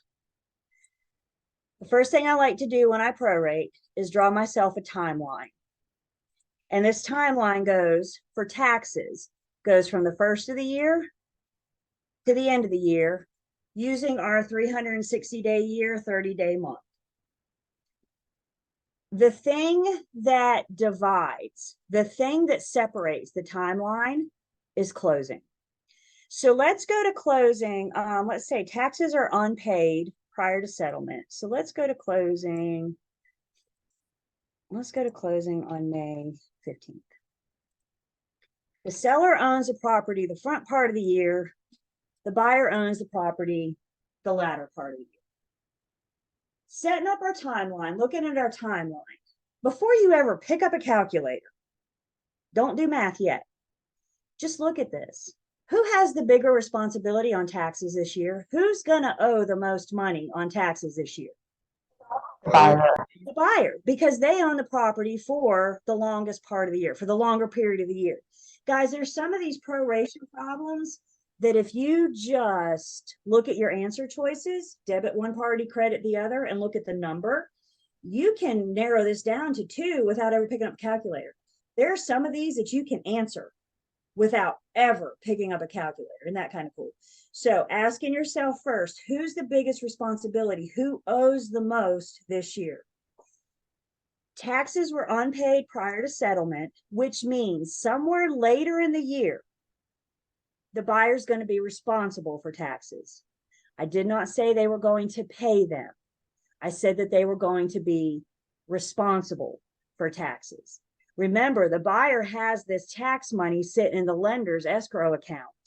So when this comes due at the end of the year, they can pay those bills on their behalf. The buyer's responsible. And their responsibility will be for the entire year. When you guys prorate, you draw the timeline, you see what it is you're looking at, and then I need you to stop and ask yourself, who owes whom? If the buyer's paying all of the taxes at the end of the year, who owes whom? The The seller. seller owes the buyer. right. And what they're going to owe the buyer for is the period of time, including the day of settlement, that they own the property. So then we count. I got 30 days in January, 30 days in February, 30 days in March, 30 days in April, and 15 days in May. So how many days does the seller owe the buyer? They're going to owe, the seller will owe the buyer, debit the seller, credit the buyer for 135 days. We just figured taxes were $3.83. So 135 days at $3.83 means there will be a debit to the seller for $517.05. There will be a credit to the buyer A true proration is a debit to one party and a credit to the other for the same amount. In a sense, the seller is paying the buyer for their portion of the taxes. Like I said, they're not going to hand them a check. This is all going to get hashed out on our settlement statement. So this is one scenario. Taxes have not been paid. Seller owes the buyer. Seller owes the buyer for the period of time they own the property, including the day of settlement. Miss Julie? Yes. So you don't round the number What's that? for the 3.833? You need change. Numbers that have change, money numbers, we need to have Right. change. So I Okay. wouldn't, we need at least the 83 cents. Yep. Okay. This is one scenario if the item is accrued, if the item is unpaid. Specifically talking about taxes. Here's another refresher from Unit 3. Who can remind me when the tax bill is due? September 1. September 1. So if we go to closing on May 15th, is there any way that taxes have been paid? Is there any possible way that taxes have been paid? No, we don't even have a bill yet at this point, do we? Remember our taxation timetable? Question comes in, you assume 30 days? No, the problem will always tell you. So read the problem.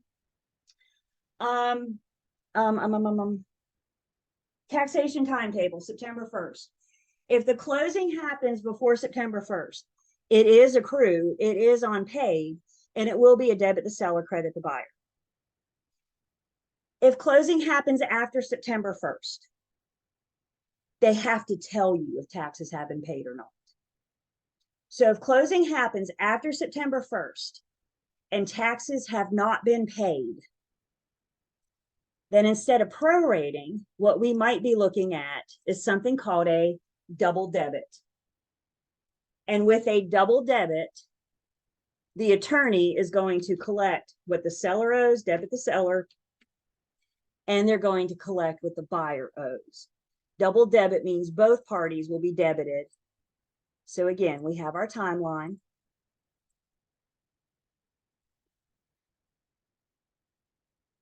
And now we're going to go to closing after September 1st. So let's go to closing. Can't go today because today doesn't exist in pre-licensing world, does it? So let's go to closing on October 15th. Seller owns the front part of the year. Buyer owns the latter part of the year. Don't pick up a calculator. Who owes the most money on taxes this year? Seller. Seller. They have the biggest responsibility. So their amount, again, look at the answer choices before you pick up the calculator. You might be able to talk some of this through. So the problem tells you closing's on October 15th, taxes have not been paid. If closing happens after September 1st, they have to tell you if they've been paid or not. There's no assuming. Everybody with me? So September 1st is that cutoff. Again, our previous scenario for May 15th, they may or may not tell you that they've not been paid. But if we're going to closing in May, we know that they can't. So now we're going to closing after September. The problem has said that they are unpaid prior to settlement. So we're going to do a debit to the seller for the period of time that they own the property and including the day of closing. And then we're also going to do a debit to the buyer for the period they own the property beginning the day after.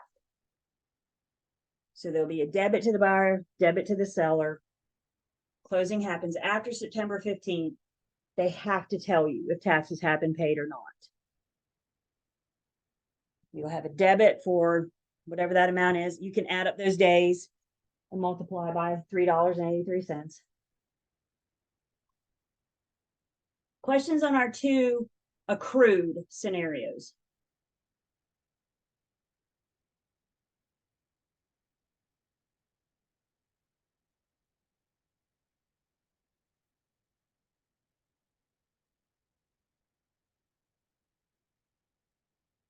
The other proration scenario we have, and again, back in your book on 587 or 561, Our other scenario is if taxes have been paid prior to settlement. So the seller's already paid them. Again, this closing is happening after September 1st. September 1st is an important day when it comes to prorating taxes. So why don't you write that down again, circle it. So closing has happened after September 1st, but the seller has already paid. Again, we do our timeline. Always do your timeline when you prorate so you can see what it is you're working with here. Now we're going to go to closing. Let's go on October 5th. No, let's go a little later. Let's go on October 25th. Seller owns the front part of the year. Buyer owns the latter part of the year. The problem tells you that they've been prepaid, which means the seller has paid the entire year's taxes. My question to you, once you draw your timeline, is who owes whom? Put yourself in the seller's shoes. You've paid the whole year, but you don't own the property for the whole year. Don't you want some money? So for prepaid items, it's going to show up as a debit to the buyer, credit to the seller. The buyer owes the seller for the period of time that they own the property, which is going to start the day after settlement and go through the end of the year.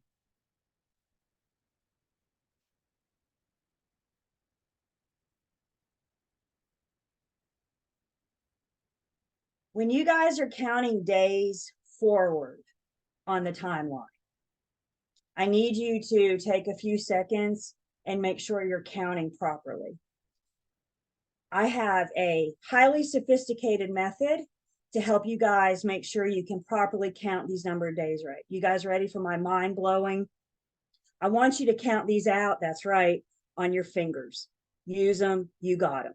So to figure out how many days in October, let's whip out our fingers. And we got the 26th, the 27th, the 28th, the 29th, and the 30th. There are 5 days left in November. Is it really easy to look at that and think 4 left in, I said November, October. Is it really easy to see 4 days left in October? I don't want you to look and see. I want you to count it out. We got 5 days left in October, 30 days in November, and 30 days in December, which means the buyer would owe the seller, debit the buyer, credit the seller for 65 days.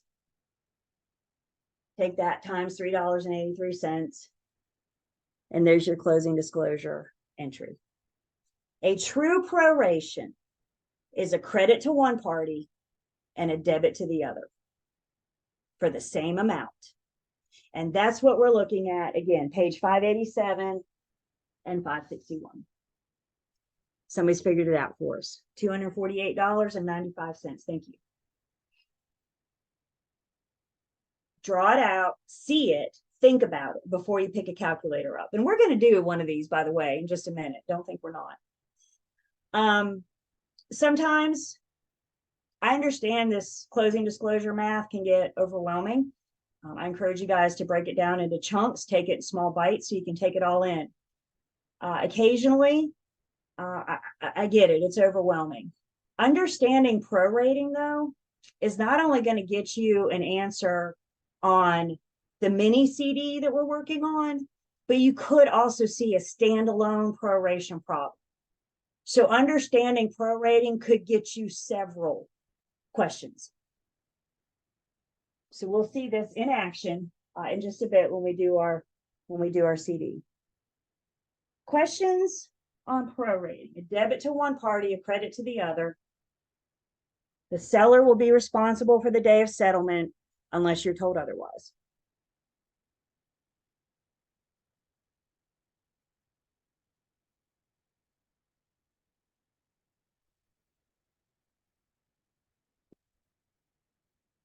Okay.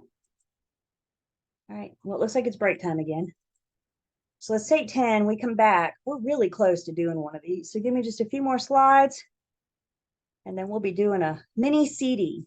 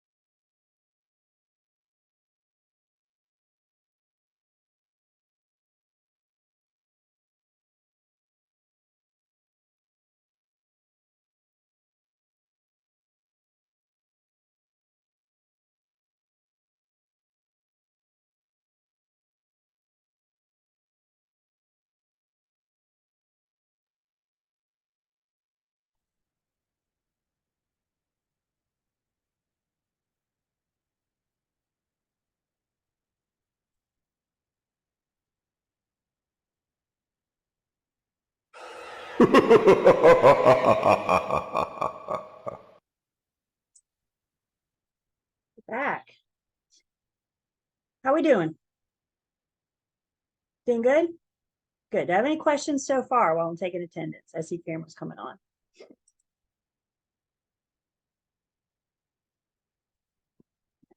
I am officially taking attendance.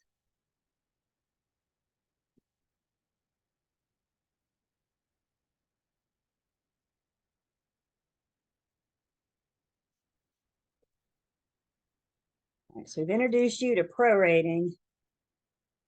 One thing I asked you guys to do last week in your study time is to spend some time, new book people, pages 587 and 588, old book people, 561 and 562.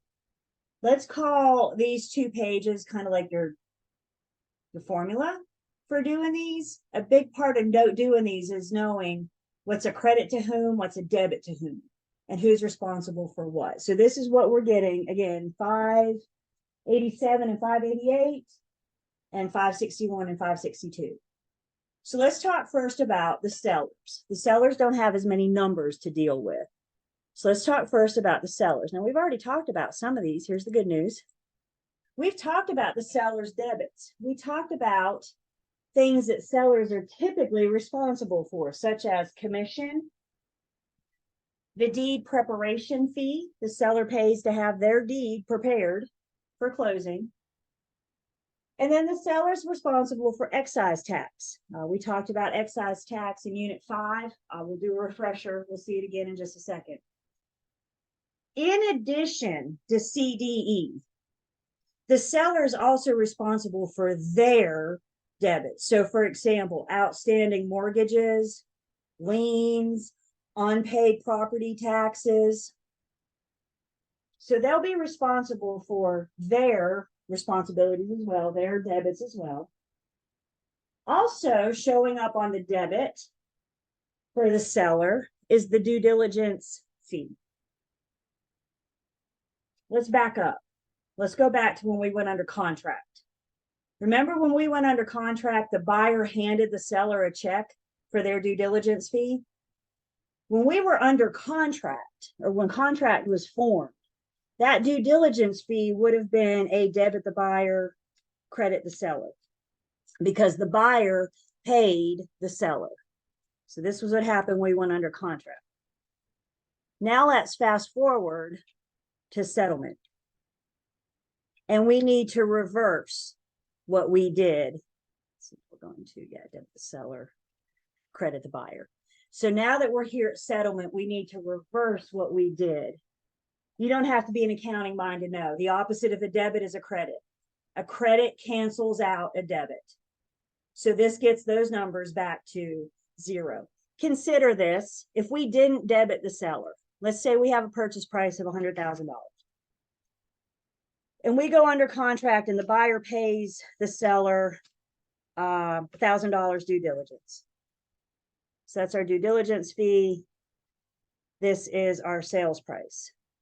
If we don't reverse it, how much will the buyer end up paying the seller? $101,000. That's not what we agreed to in the contract, though, is it? What did we agree to in the contract? We agreed that the buyer would pay the seller $100,000. So how do we reverse that? How do we make that right? We debit the seller. That'd be a double entry. It's going to be a debit the seller. It will also show up as a credit to the buyer that we'll see in just a second. Another, or a credit to the seller, is the purchase price. The buyer is paying the seller the purchase price at settlement in exchange for the property. That's the gist of our entire 17-page offer to purchase and contract. The buyer pays the seller, so the sales price will show up as a credit in settlement. Before we look at the buyer's things, if I may make a suggestion, well, let me say something first. We've been saying that what we're building up to, what we're working on, is a mini CD in which you guys are going to answer the question, how much does the buyer have to bring to closing? Both of your exams, my exam and your state exam. You're going to have a math problem that asks you, how much does the buyer have to bring to closing? So if your mini CD is dealing with the buyer, why the world do we care about the seller? Well, there's a couple reasons for this. First off, I would not put it past them to put the deed preparation fee, for example, in the problem to distract you. So knowing the seller's debits and credits can help you eliminate the distractions. Knowing what's typically a debit to the seller will help you know that that's a distraction, and we're not going to put it in our problem when we're trying to figure out for the buyer.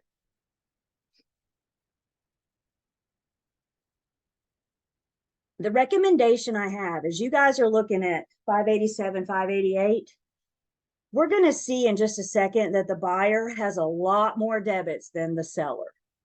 So a recommendation I have for you is focusing on the seller's debits and then knowing everything else, unless you're told otherwise, is a debit to the buyer. So that might ease this list a little bit. So the seller's debits, CDE, commission, deed prep, and excise tax, unless you're told otherwise. Then we break down things that are considered buyer's debits first. So there's that sales price. The buyer's paying the seller for the sales price.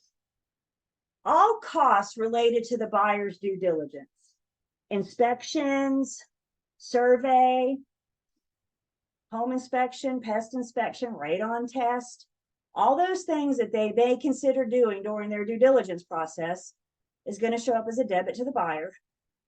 All lender fees will show up. The attorney fee, the buyer hires the settlement agent, so they get to pay the attorney. The buyer's going to pay to have their new deed and the deed of trust recorded. I need you guys to see something. I'm going to go back just for 1 second because I need us to see the difference. And actually, we can also look at 588. That might be easier too. The seller pays to have the deed prepared. The buyer pays to have the deed recorded. When the attorney is getting the seller's deed ready for closing, it's still the seller's deed. So they are the ones, even if they bring another attorney, they will pay the settlement agent to prepare the deed and get it ready for closing. Whose best interest is it for them to get their brand new deed on record? Buyer. It's the buyer. So they get to pay to have that recorded. It's the lender's best interest to get the deed of trust recorded, and the lender lets the buyer pay for that. So the recording fees for the deed of trust, look with me if you will, 588 or 562 in the seller section. You guys see where it says recordation fee? The seller's going to pay to have the satisfaction of their liens recorded. So once they pay off that first mortgage and second mortgage and they pay the mechanics lien and all those things are paid from the proceeds, the attorney has to record those lien satisfactions, and those are going to be a expense of the sellers. Again, it's their mortgage they're paying off. They get to pay to have it recorded. I do think the confusion, what comes in is the difference in the deed preparation and the deed recording. So you guys see that difference? Do I have questions on that?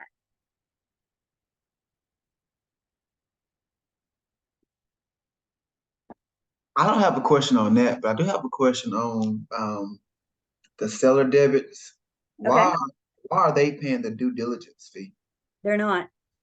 They're getting it. They're not paying it.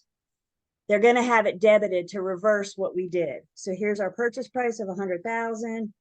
Buyer pays $100,000 at closing for the due diligence fee. So because the sellers already received this money, now that we're here at settlement, we need to debit it or reverse it from them so we get that purchase price back to. Okay, that's that example you gave. I was writing. I was trying to keep up and I couldn't. Okay. Thank you. Okay, of course. It's a lot, you guys. I know. Y'all watching recordings? It's a lot. I get it. Okay. The other thing the buyer will pay is the title insurance. So the title insurance fees, any of that. There's also some debits to the buyer that are typically paid outside of closing, unless you're told otherwise. These have already been paid prior to settlement, which means we don't want to charge the buyer again at settlement. So the appraiser is not going to go out and do their thing until they've been paid. So that's something that's paid at the time from the buyer, at the time that the appraisal is ordered. That is a paid outside of closing. The lender also has to charge a credit report fee just to initially run the borrower's credit report. They're not going to do that without getting paid. So again, you guys, when these show up on your mini CD, they're distractors, unless you've told otherwise, because they've already been paid. We don't want to charge our buyers again.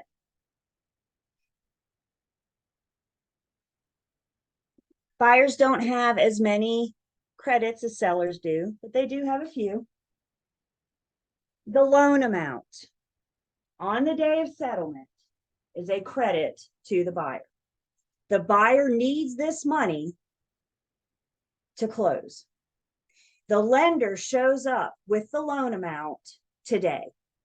The buyer spends the next 30 years paying them back. Settlement statement, it's like a snapshot of what's going on today. So the buyer's new loan will be a credit on the day of settlement. They need that money to close. We're going to also credit back the due diligence fee. We're also going to credit back the earnest money deposit. Remember when we went under contract, we look at our buyer and we said, due diligence fee and earnest money deposit will be credited back to you at settlement. So now here we are, they've paid that money up front, and now we need to make sure that it's reflected on the settlement statement as a credit. Again, spend some time with those 2 pages, 587, 588 for new book, 561, 562. Understanding what's a debit to one party and a credit to the other will make this math problem a lot easier. Anybody get a chance to look at those pages this week? A few of you. Okay. Yeah. The earnest money deposit is not a debit to the seller because it was put in escrow. Is that right? You got it, Dee. Thank you. The earnest money deposit never went to the seller, did it? The earnest money deposit's been hanging out in an escrow account while we're under contract. So the seller never touches the earnest money deposit. So we have nothing to do with the seller for the earnest money deposit. Thank you. Great question. Anything else?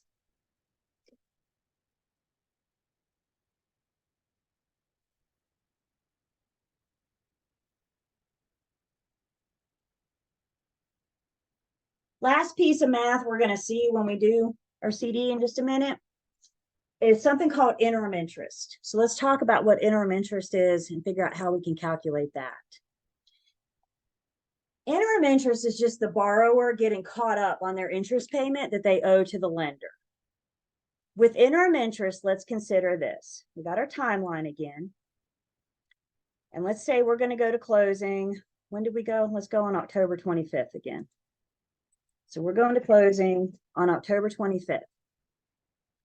Whenever the borrower originates a new loan, you've originated a new loan to buy a house, you do not have a mortgage payment the month after you close. So if you originate that loan on October 25th, you do not have a mortgage payment. Your first mortgage payment is due on December 1st. Whenever you originate a new loan, you always skip the first. Is everybody with me so far? I'm going to tell you why in just a second. Just want everybody to hear what I'm saying. Mortgage payments are due and payable on the 1st of the month. And when you originate a new loan, you always skip the first. So this borrower, if we're closing on October 25th, this borrower's first mortgage payment will be due December 1st. Interest is always paid in arrears. Who can remind me what arrears means? Where is it? Going Your backwards. rear end is behind you. So when that borrower makes their first payment on December 1st, they are paying November's interest and only November's interest. Remember, your debt service stays the same every month. So you make that first payment, you're paying November's interest. The lender is standing there scratching their head going, whoa, whoa, whoa, whoa, whoa. I originated this loan on October 25th. Doesn't the lender want an interest payment for those days from closing to the last day of that month? Does the lender want their money? Yes.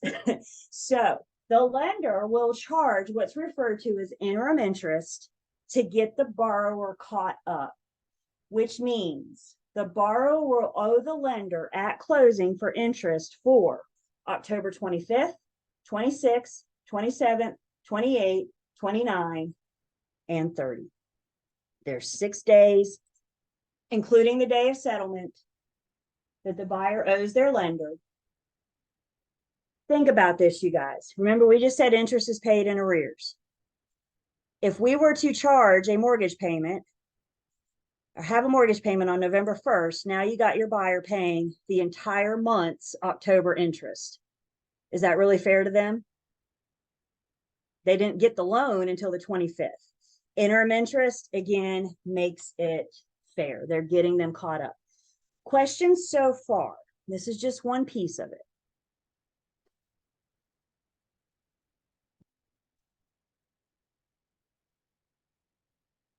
Interim interest is always, here's my absolute word. Interim interest is always from the day of closing to the last day of that month. Never go into the next month.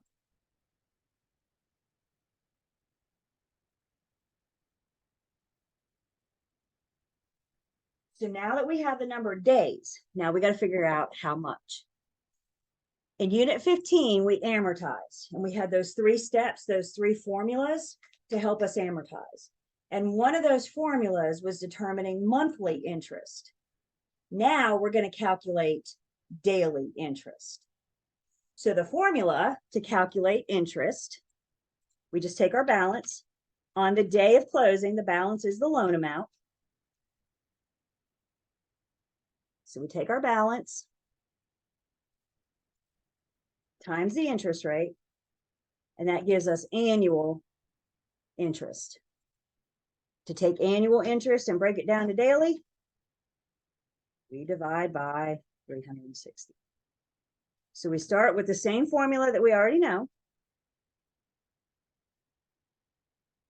Our balance times the interest rate gives us annual interest. In this case, I need to take interest and break it down to daily. We're using 360 days. We divide annual interest by 360 to get daily interest. Whatever that daily interest is, you just take it times 6 in this case, and that will show up as a debit to the buyer at settlement. Interim interest. All we're doing is getting the borrower caught. All the lender is doing is getting the borrower caught up on their interest payment. Questions?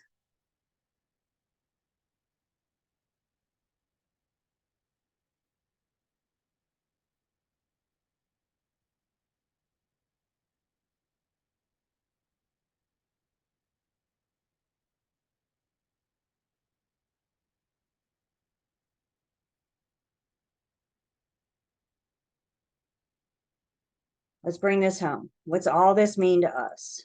Well, this means a lot to us. It's that A in old car, you guys. We need to have a thorough understanding of these settlement statements. We're easing you in. We're starting here. Like I said, when you get to post, we're doing a full-blown one of these things. In the real world, you're verifying them. You're checking them for accuracy. I wish I could stand here and say you're never going to have problems, but I'm not one to lie. Are you going to run into issues? Are you going to run into mistakes? Of course, you guys, humans prepare these things. Humans make mistakes. Do you ever make a mistake? The theory is, the thinking is, the more sets of eyes we can put on this thing, the better chance for accuracy we have. So we got the lender looking at it, we got the agent looking at it, we have the real estate attorney looking at it. So there's several people touching it to help verify that information. We talked about the numbers that we can verify from the contract, receipts, invoices, etc. But we also always need to be on the lookout for those red flags. So if something doesn't look right, pick up the phone and call the attorney or the lender and ask them what's up. Once you do enough of these things, they'll start looking more familiar, like the lender's fees, for example. Until they are familiar to you, you have resources. You have your broker in charge, you have peers in your office. Please don't ever think that you are thrown into the deep end alone in this industry. All you have to do is ask. So making sure that we can verify these things, looking for those red flags.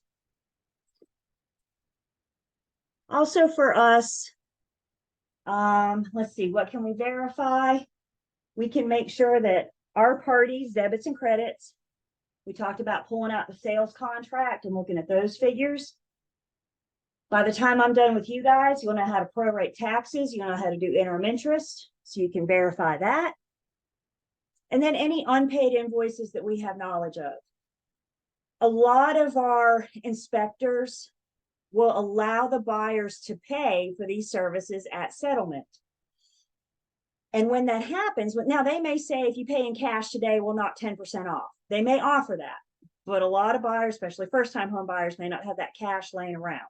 So they may make it available, but then they may also say, you can just wait and pay me as part of your closing costs.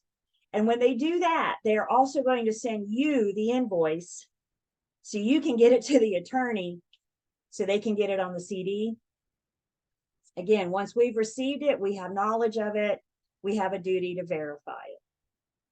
So we got to spend some time with these things when we get them. We got to go through them. Also for us, failure to review these settlement statements could result in disciplinary action by the Real Estate Commission. Remember, this is your A and O car. This is your fiduciary responsibility. This is agency. So making sure we do these right. Easing you in. We mentioned earlier, the other thing about the broker I wanted to bring back up. Earlier we talked about the lender's requirement to send the CD to the borrower. How many days prior to settlement? You can show me. How many days prior to settlement? Yeah, 3 days prior to settlement. Y'all, we don't see that CD. We don't get that. So once the lender sends that to the borrower signs off on it, we now have 3 days to settlement. At that point, the lender and the attorney will get together and put the finishing touches on everything. Once they are done, then the attorney sends the CD to us, the brokers. Listing agents, you'll get your seller's CD. Buyer's agents, you'll get your buyer's CD. So there's the final CD that the lender sends the borrower, and then there's the final CD that you and I get. That's the one that we're going to review. That's the one that we're going to make sure is accurate. That one may be the day before closing, but at least they've seen the final from the lender 3 days before settlement. Most lenders will tell buyers, don't go get your funds for closing until you've talked to your agent. And why they want them to talk to me is to make sure, so I can make sure I verified it for accuracy. Does this make sense? So once I've reviewed it, then I call my buyer and I say, I need you to go to the bank and get a cashier's check or do a wire transfer for X amount. We're going to tell them how much they need to bring to closing once we've reviewed it. Yes, ma'am, Kiki. So we would get the final before closing, so we can review it and bring up any issues at settlement. That's right. Or before. So if I see it the day before and I see something, I'm on the phone with the paralegal or the attorney or the lender, whichever one getting it correct. So yeah, you and I will see this before settlement because you and I are the ones that tell our buyers how much they have to bring. Seller CD as well. Remember, that doesn't come from the lender, that comes from the attorney. So listing agents, you won't get that seller CD until a day or two, before, and review that for accuracy for your sellers as well. Yeah, the 3-day rule is only a lender thing, and it's only from the lender to the borrower. You and I don't get involved. We don't see that thing until after the attorney and the lender put their finishing touches on everything. And guys, don't misunderstand me. The final and the final are awfully close. I mean, if they're off, it's by $20, right? I mean, it's not huge. So the final and the final are very close. But nobody is telling the buyer to go get money until you and I reviewed it. So we're the ones that are going to say the money that the buyer gets needs to be readily available funds. They cannot bring a personal check to closing. Uh-oh, did you guys freeze up on me?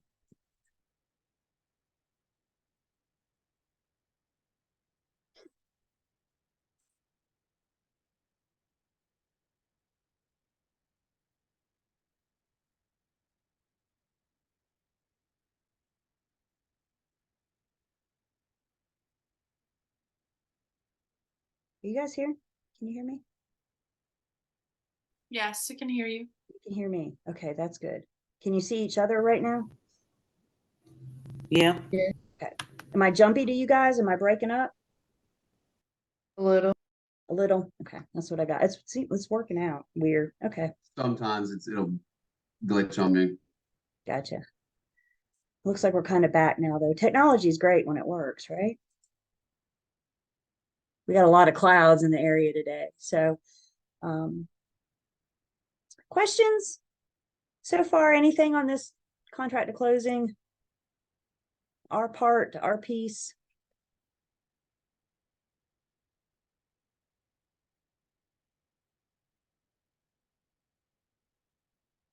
Readily available funds. That's what I was talking about.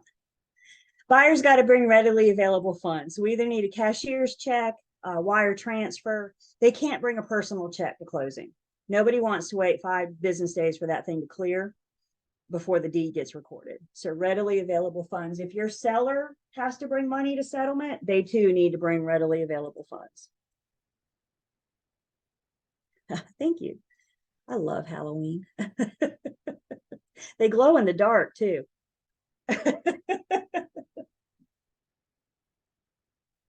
All right, I'm going to go ahead and wrap up 21 just so we can go off PowerPoint. So here's your key terms. At the beginning of 21, knowing the words on page 541. Your key point review is on page 589. Your student quiz, which does have some practice math that we're talking about right now. So key point review and student quiz at the end of the unit. As a friendly reminder, we have several sections. You guys already have this, but we have several sections in the book that discuss the preparation of the settlement statement. Most of them are in Unit 21. The first 2 there are in Unit 21. Proration scenarios are back in Unit 3. And then your math facts section. And then we have those 50 problems in the back of the book, which new book people, guess what? I hadn't updated that yet. Yep. So new book people, your 50 problems aren't the same. Let me make a note. Old book people, those 50 problems start on page 803.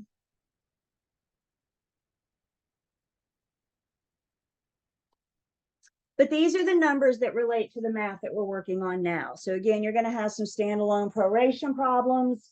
You might have some, interim interest. How much does the buyer have to bring to closing? How much does the seller have to bring to closing? That's great practice. And then we also have some problems for you guys in the online learning system that I will show you in just a second.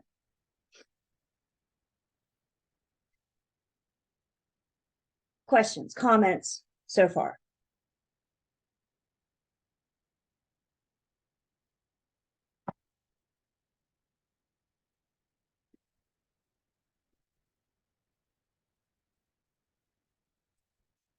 So this CD that we're getting ready to do, I'm going to be straight up with you guys.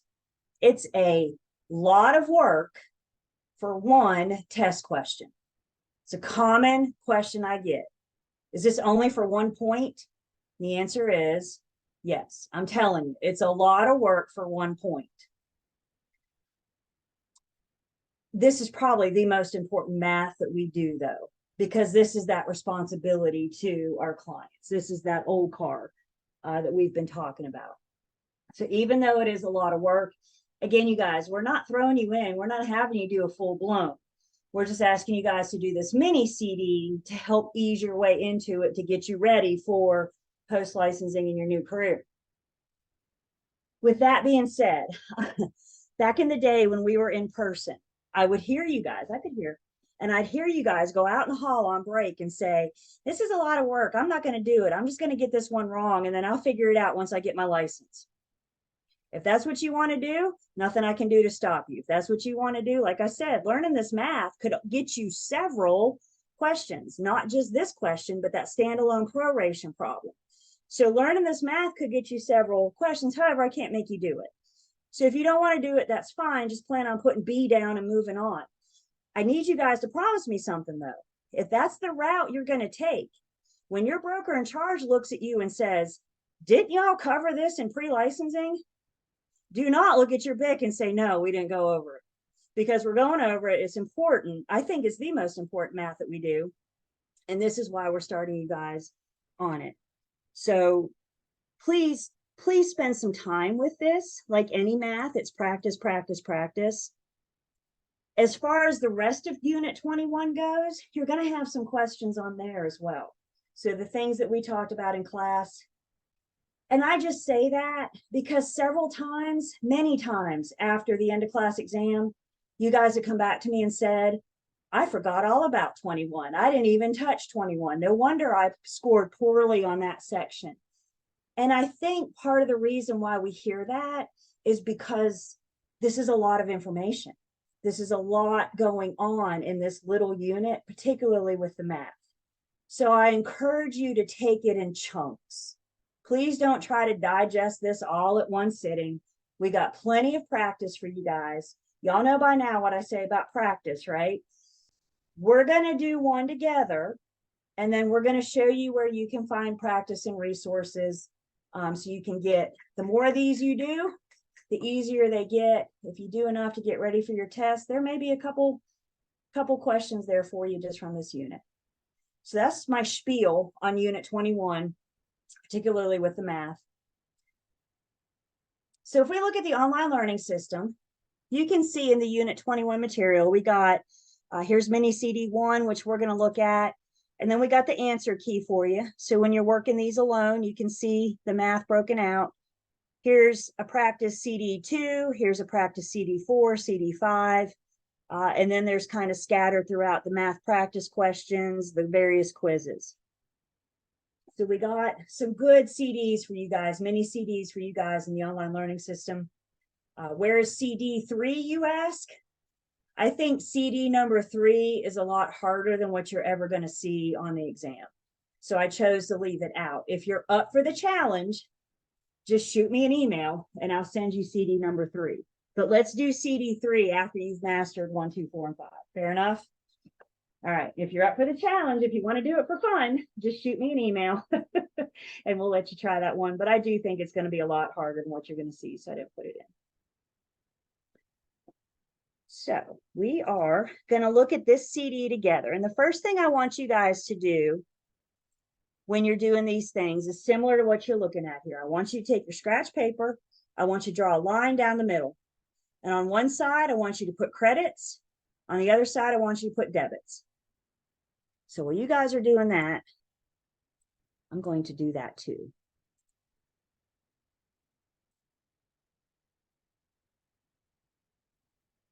So this is the problem for the buyer. And what we're going to care about, and all we're going to care about, are the buyer's credits,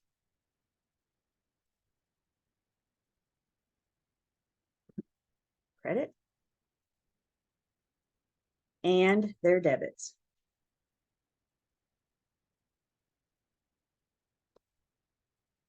And we're going to go through the problem for your practice, for your exams. Let me make that a little bit bigger. For your exams, it's either going to be like this tries to be a bullet point, but they don't give us bullet points. So it's either going to be like one long run-on paragraph, or it's going to be broken up into bullet points like this. And I know what I preach about reading the question first, but if we were just to skip ahead, this whole question is asking us, how much cash does your buyer have to bring to settlement? So we're going to go through this scenario, and we're going to go through and identify the buyer's credits and the buyer's debits so we can tally them up and figure out how much the buyer has to bring to closing. Oh no, don't do that. There we go. Comments before we get started. Is everybody good on what we're doing? We're just going to walk through this thing word for word. We're going to figure out, is this a debit or is this a credit? You guys go ahead and pull your chats up. Private chat.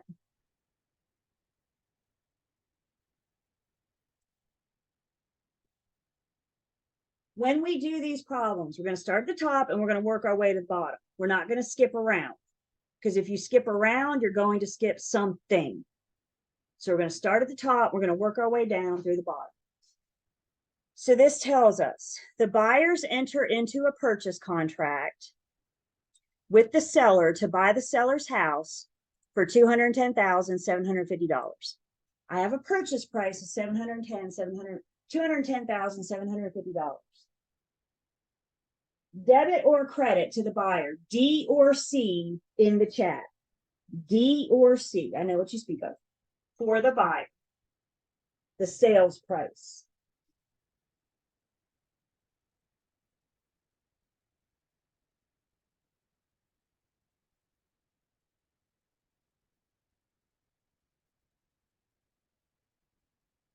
The sales price will be a debit to the buyer. That is money that they owe the seller in exchange for the property.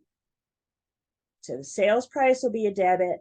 When I'm doing these, I always like to label my work, just so if I ever have to go back, I can quickly identify what's what. That's just a personal thing, just a preference thing. It might save you some precious test time. That clock's a ticking, so consider labeling your numbers so you know what they are. Let's see, we have a purchase contract, gives us a November 24th settlement date. So we know we're going to go to closing on November 24th. I tend to like to write the closing date on at the top somewhere of my worksheet, of my scratch paper, because I know I'm going to have to refer back to that date. So again, if you can save yourselves a couple extra minutes for study or test time.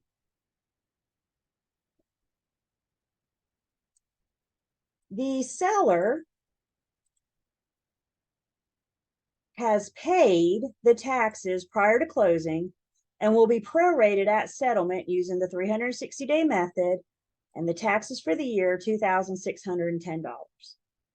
So we know we have to prorate something. And this is the point on your exam and your practice. You read this sentence and you feel stuck. So what I recommend to you, the first thing I think you should do to help you get unstuck is to draw it out. Take that information and put it in our timeline. I know I'm looking at a timeline from January 1st to December 30th. I know settlement is November 24th. I know the seller owned the property the front part of the year, buyer owns the property the latter part of the year, and I know total taxes for this year are $2,610. So we took that sentence and we put it in a visual. Every time I see the word prorate, I draw a timeline so I can see what it is that I'm looking at. Taxes have been paid, which means the seller has paid the entire year tax bill. If the seller has paid the taxes, who owes who? The buyer owes the seller. the buyer owes the seller. So it'll shake up, as a credit to the seller, debit to the buyer. When we say the buyer owes the seller, that's what we're saying. Credit the seller, debit the buyer. We have the buyer paying the seller. The buyer's responsibility is the day after closing to the end of the month. I'm sorry, the end of the year. So November 25th to the end of the year. Why don't you guys tell me in the chat how many days the buyer owes the seller?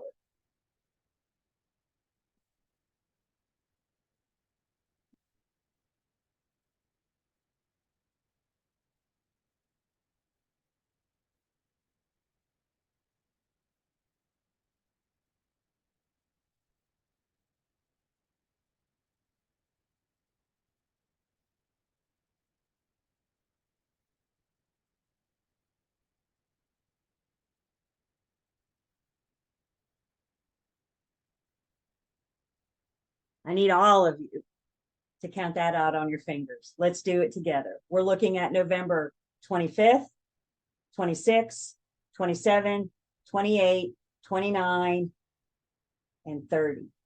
I got 6 days left in November. We got 30 days in December. So how much do they owe?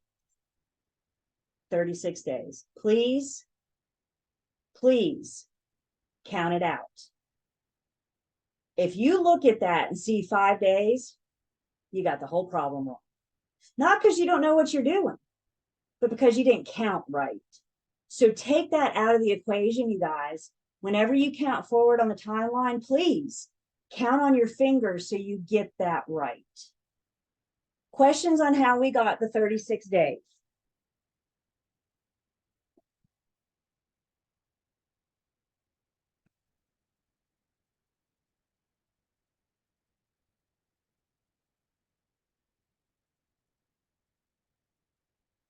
So now we need to figure out how much. They tell us annual taxes are $2,610. I need to break this down to daily. In this scenario, there are 360 days of the year.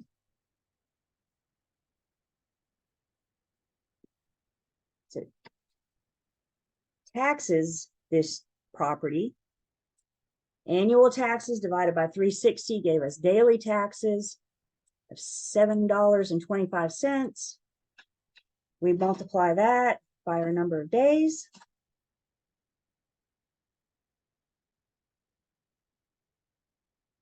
And we have $261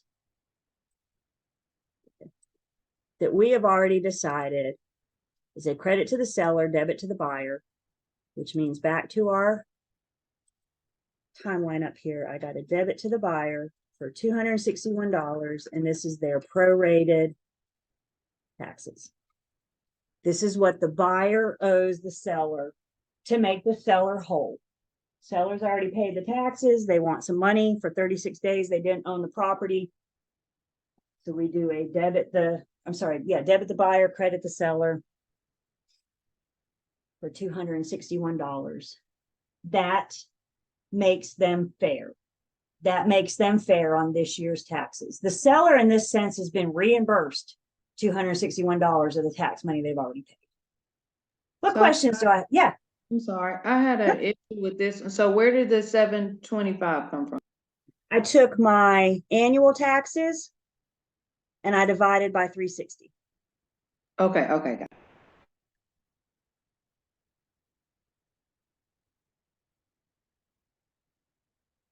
Draw the timeline. Seriously, when it's time to prorate anything, HOA dues, rent, we'll talk a little bit about HOA dues and rent. HOA dues work the same as taxes.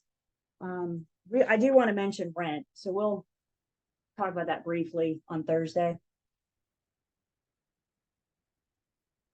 You've got to practice proration. Again, you could see a standalone problem. And you'll see those examples in your book. What questions do we have on this?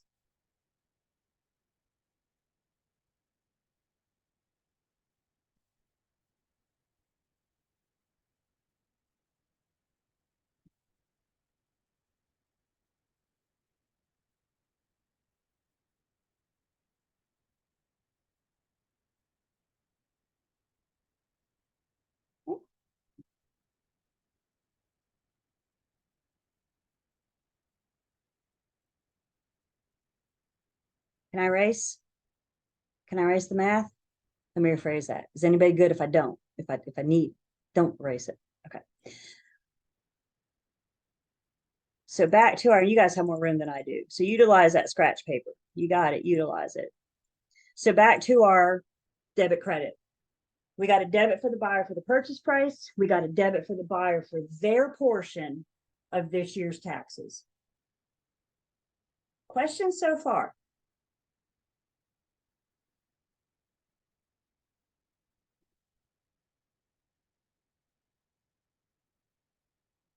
Okay. Let's go ahead and take our last break. When we come back, we're going to wrap this thing up and then talk about what Thursday looks like.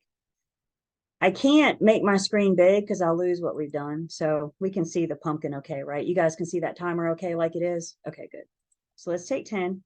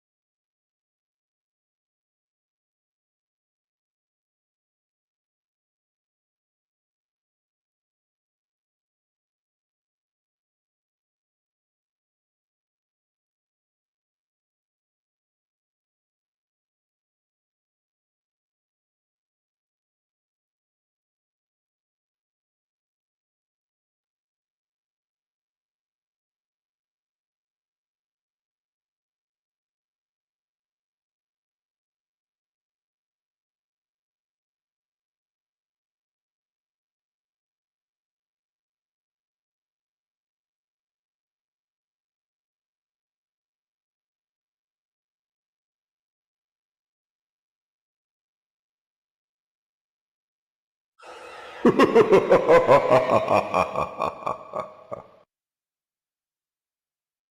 back.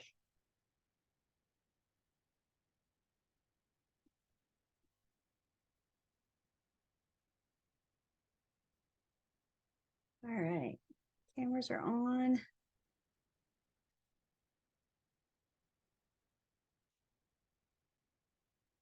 I am taking attendance.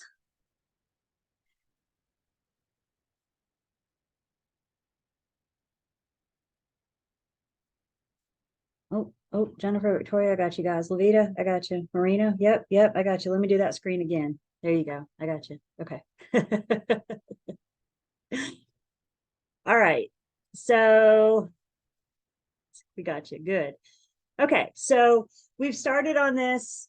I know everybody said it doesn't feel like a 10-minute break, and that's why I set the timer, because I agree. You know, I need it more for me than I do for you guys. All right. So we are we've gotten through the first couple pieces of this. So we talked about the sales price, which is going to be a debit to the buyer. We talked about our closing date, which is November 24th. And then we prorated this year's taxes, and we learned that the buyer owes the seller, debit the buyer, $261. Debits and credits for the following items should be made to common practice. What is common practice, you may ask? Common practice is pages 587 and 588. Or old book people, 561 and 562. So that's what we mean by common practice. That's what we mean by typically, how we know what's a debit to what party and what's a credit to the other. You guys still have your chat set?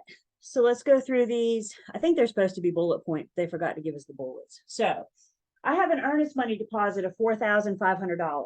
C or D, debit or credit to the buyer, in the chat, please. C or D.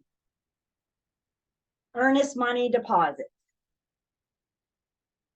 Debit or credit to the buyer.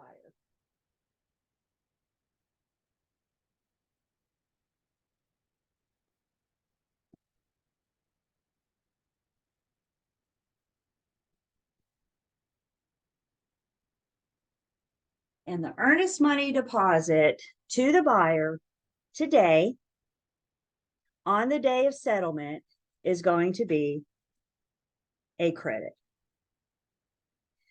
They already paid that once. Let's back up to when we went under contract. They paid that once, right? They put that money, they put it in an escrow account. Now we're here. We need to credit the buyer that money back. We're going to get that money back from the escrow account. The attorney will have that money to take into their consideration for all their figures. So the day of settlement, the earnest money deposit will be a credit to the buyer. We have some financing information. So we're told I have a new loan of $175,000.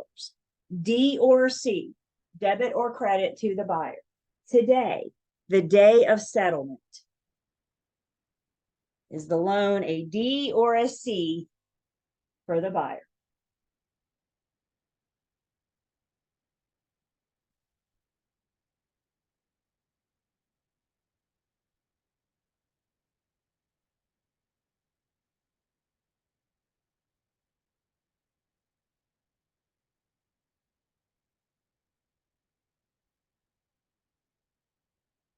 The day of settlement, the loan amount will always be a credit to the buyer. The lender is bringing that money on their behalf. Our buyer can't close if they don't have that money. So today, the day of settlement, we're giving the buyer $175,000 so they can buy a house. The buyer is going to spend the next 30 years paying the lender back. So after today, it's a debit. I agree with you guys, but we're talking about today, the day of settlement. The lender has to bring that money for the buyer to use so they can buy the house. The loan amount will always be a credit to the buyer on the day of settlement. Questions? Yes, I have a question. So Where'd you go? You're on mute somehow. All I heard was I had a question, Sabrina. There you go.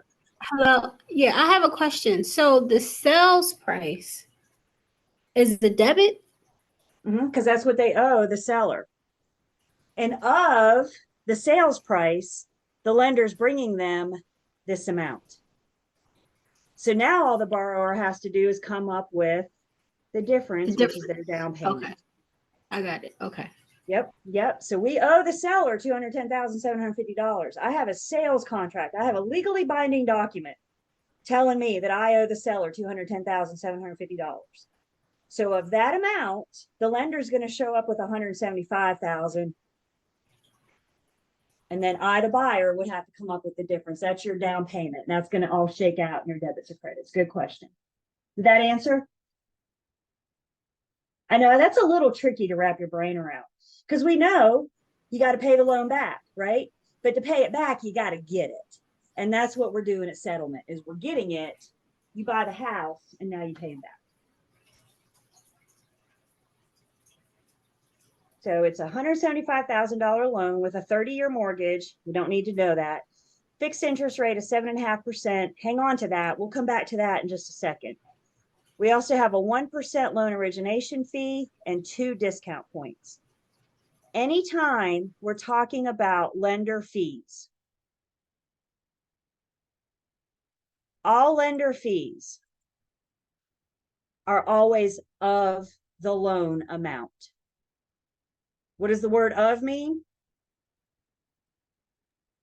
Multiply. So when I say of the loan amount, this is important, not the purchase price. It is of the loan amount. What does the lender care about? The loan amount. So we have our loan amount of $175,000.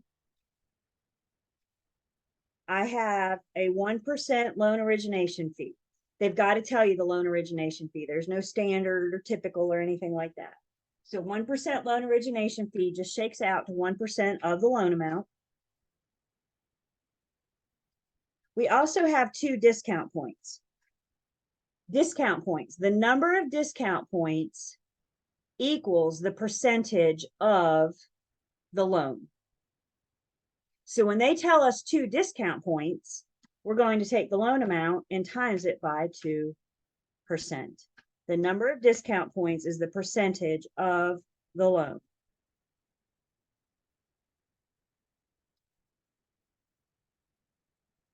So for our lender's fees will always be debits to the buyer.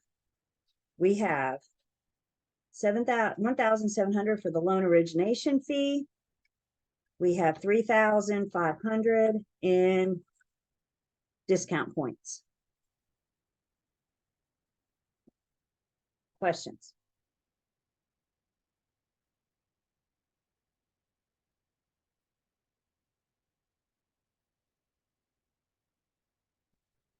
So the 7.5% is a distraction? Not yet. We're coming back to that. Okay. Remember, guys, when we talked about discount points, we said you only need to adjust the interest rate if the problem specifically asks you to. This problem doesn't ask us to. So we're going to, here's that word that I hate, but we're going to assume that this 7.5% is the bought down interest rate. Only adjust the rate if they ask you to. Does everybody hear what I'm saying? If they don't ask you to, we use the rate that they give us.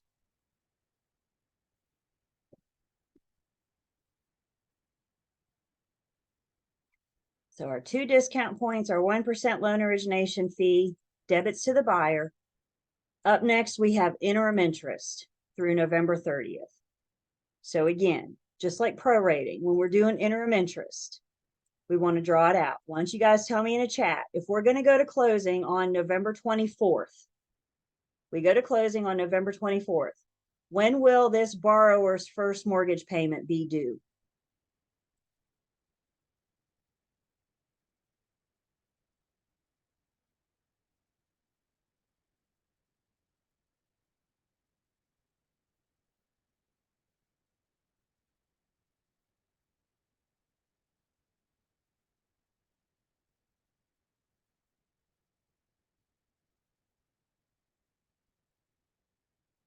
what we're seeing here, that first mortgage payment will be due, Happy New Year, January 1st. We always skip, whenever you originate a new loan, you always skip the first. So we go to closing on November 24th. No payment on December 1st. Tell your buyer they're getting a free month. They'll love to hear that. They just bought a house. Not really accurate, but we'll get it. First payment then will be due on January 1st. When you make that first payment on January 1st, you're paying December's interest. Interest is paid in arrears. Where's your arrear? It is behind you. So you make that interest payment, you pay last month's interest. So with interim interest, and this problem tells us, we're going to calculate interim interest from the day of closing, because that's what the borrower owes their lender for interest on the day the loan is originated, to the end of the month. And let's count this out, our sophisticated method, on our fingers. So we got November 24th, 25th, 26th, 27th, 28th, 29th, and 30th. There's 7 days that the buyer owes their lender for interest to get them caught up. Does the lender want to receive interest for those 7 days left in November? Of course, as soon as that loan is originated, the lender wants to start collecting interest. So interim interest is just getting the borrower caught up. Questions right so far on how I got the 7 days? Yes, I thought that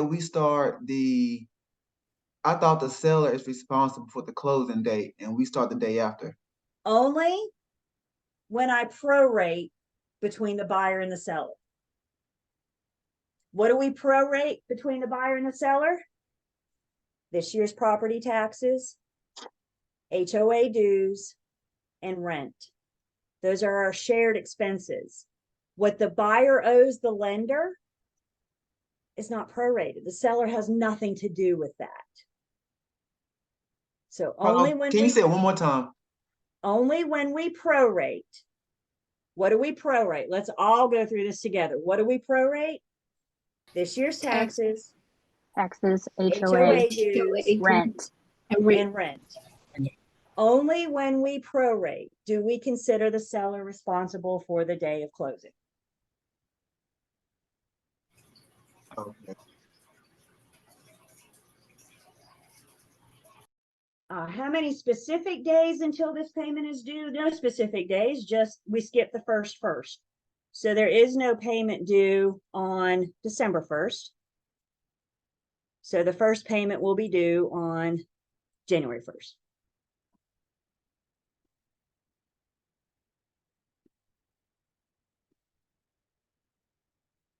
Anything else so far? The seller will pay their lender interest on the day of settlement. The buyer will pay their lender the interest on the day of settlement. The seller has nothing to do with the buyer's loan fees. The loan amount is between the lender and who? The buyer. Seller has nothing to do with that. All they care about is, can the buyer get the loan? That's it. That's all the seller cares about, the loan. Can we get loan approval? So we have 7 days. That's one step. Now we need to figure out how much, and this is where we're going to come back and get that 7.5% interest rate. So interim interest is a lender fee. All lender fees are of the loan amount. So if I take my loan amount, today, the day of settlement is the balance times the interest rate.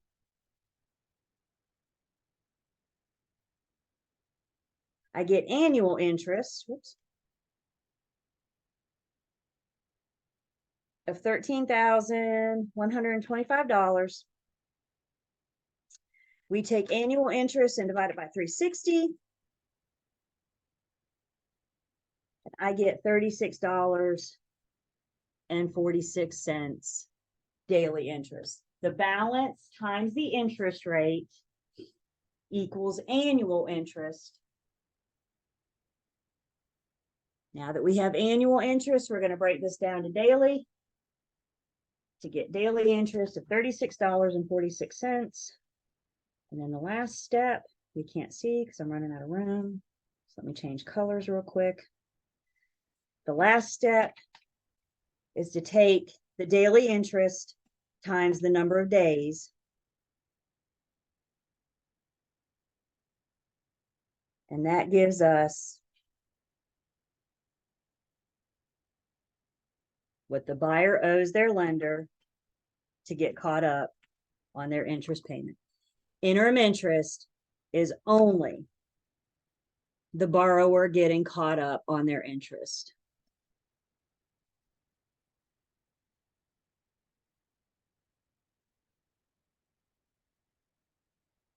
Interim interest. Always the day of closing to the last day of that month. Never go into the next month. The lender's collecting interest to the tune of $255,000 and $255, goodness, $255.22. That's November's interest. They will collect December's interest when we make our first payment on January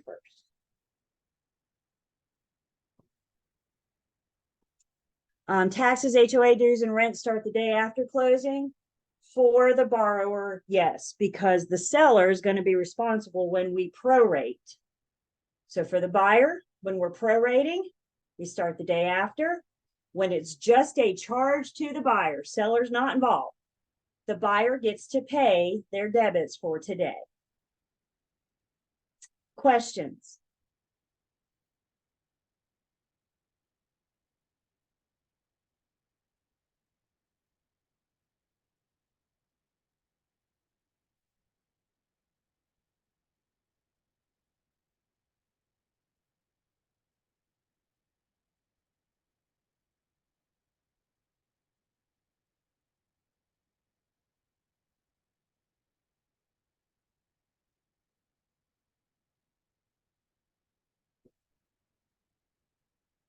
We good on the figures. 255.22. Can I erase this math? Interim interest. The day of settlement to the end of that month, the last day of that month. Count it out on your fingers. Okay, so we got private mortgage insurance for the buyer for the first year due at closing of 0.40% of the loan amount. What do we say the word of means? Multiply. Private mortgage insurance, I don't have to look at the problem. I tell you right now, this is a conventional loan where the loan to value ratio is 80% or higher. This is when we charge PMI. So this lender, conventional loan, is charging PMI of 0.40% of the loan amount.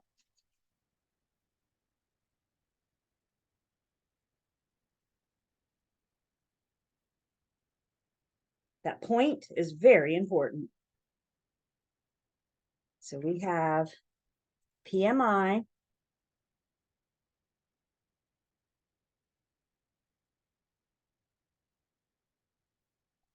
loan amount. Problem has to tell us what PMI is. There's no standard. So this problem tells us 0.4%, 0.40% of the loan amount. So for PMI for the first year, the lender's going to go ahead and collect $700.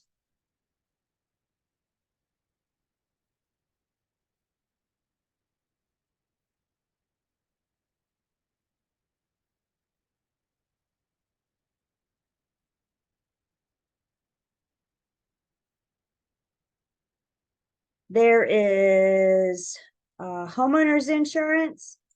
Insurance is always paid in advance. You may or may not be a homeowner, but we have car insurance, don't we? And if you make your car insurance payment today, you're covered for the next 6 months. Yes. Medical insurance. If you make your medical insurance payment today, you're covered for the next 12 months or the next month, whatever. Homeowners insurance is always due annually. And the insurance company is going to want to collect the first year so the buyer can be covered the first year that they own the properties. This makes sense. So we have to collect the whole amount at settlement to cover them for the first year. We will start collecting a 1/12 of that in each payment. So next year when we have it, we have that money to pay on their behalf. So the first year's premium, insurance premium, will be charged at settlement. And that's going to be a debit to the buyer.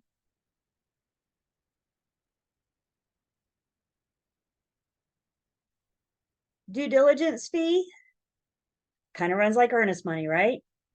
So we're going to debit or credit, D or C, the buyer for the due diligence, D or C.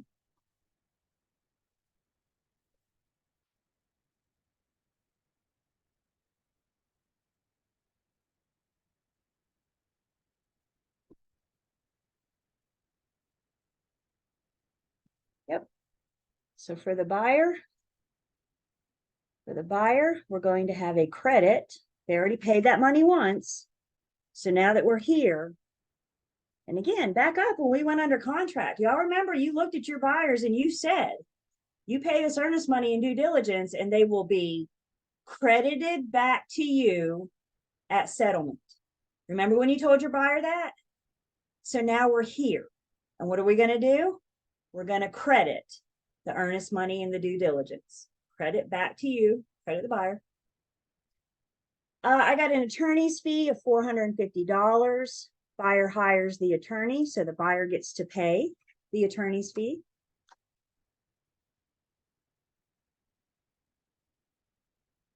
We have title insurance premium. Title insurance, the buyer's going to pay to originate their title insurance. This is a one-time fee. It's not like they're charged every year for this. This is a one-time fee. The title insurance premium covers the borrower for as long as they own the property. It also covers the lender for as long as there's an outstanding loan. So we pay this one time at settlement, debit the buyer. After title insurance, we have a deed preparation fee. What am I doing with the deed preparation fee? $65. What am I going to do with that? That's the seller's job, correct? It's a credit. Oh, I got some mixed stuff in the chat too. Give everybody else a second to weigh in. What do we think?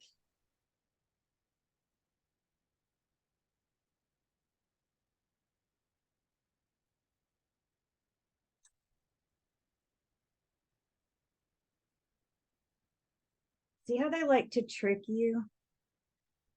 Thank you, BJ. The deed preparation fee, who pays that? The seller. The seller. Guys, here's your distraction. See Oh, what they like to do to you?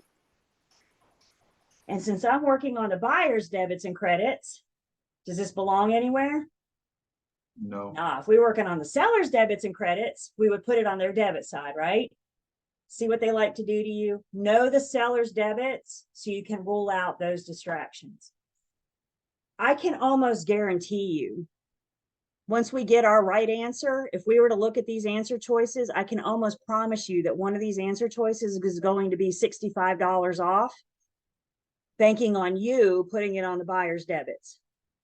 I can promise you. So you think you got it right because it's there. Don't let the distractions win. CDE. Then we have a deed recording fee. What am I going to do with that? Debit. Debit the buyer. Yep. Does everybody see this? What questions do I have? This is our deed recording fee.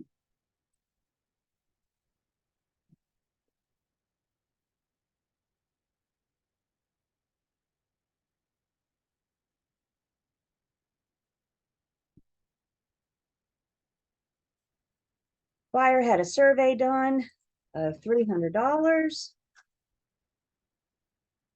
There's always some kind of, I call it nickel and diming you to death. Some kind of courier fee or wire transfer fee or some kind of other fee just tacked on. Debit the buyer when you see it. So this is for our courier fee. Questions so far before we look at the last piece of this?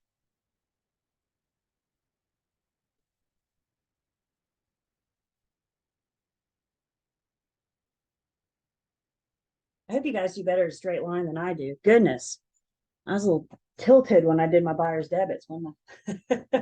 That's why I like the line down the middle of the page so we can see the difference there too.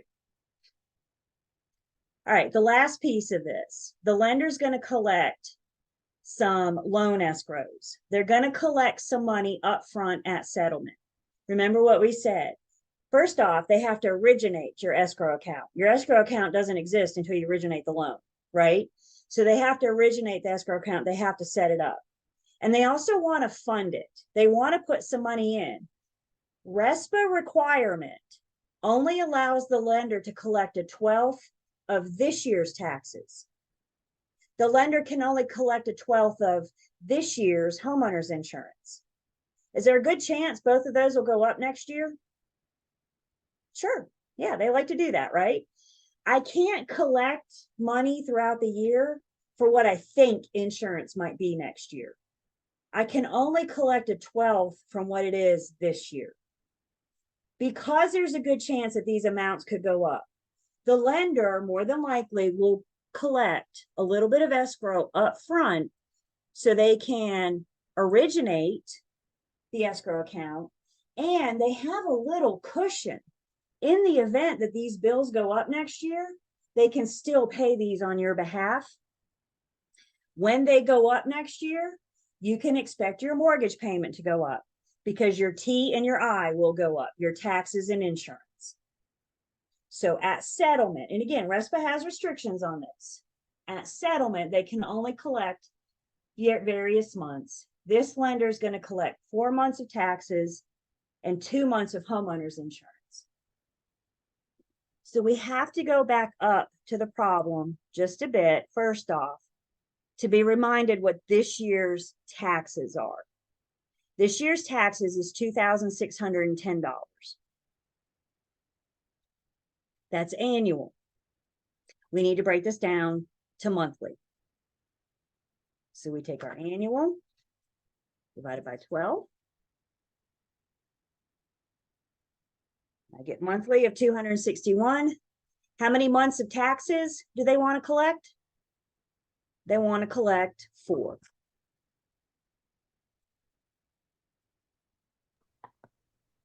Yeah. I got 217.50. Let's see. This year's taxes. Oh, where'd it go? 2610. We actually don't even have to do it again because we already figured out the prorated tax rate. You didn't we? figured out what you owe the seller. Oh, What okay. you didn't figure out is what the lender's going to collect. We got to do 2 things with taxes. We got to do 2 things with insurance. So yeah, we've done 1 with each. Now we got to do the second piece of it. So we have taxes, escrow taxes, 4 months. Again, we've got to originate the escrow account, and then we want a cushion. The lender wants a little bit of money. And let me say this. Let's talk about this for just a second.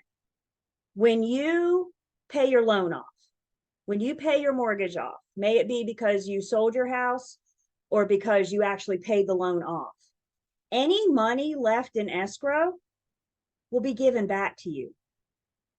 They're not taking your money. They're just hanging on to it to use it to pay those bills on your behalf. So if you pay this loan off early and there's anything in escrow, they're going to take it as a credit when they figure out how much you owe to pay it back.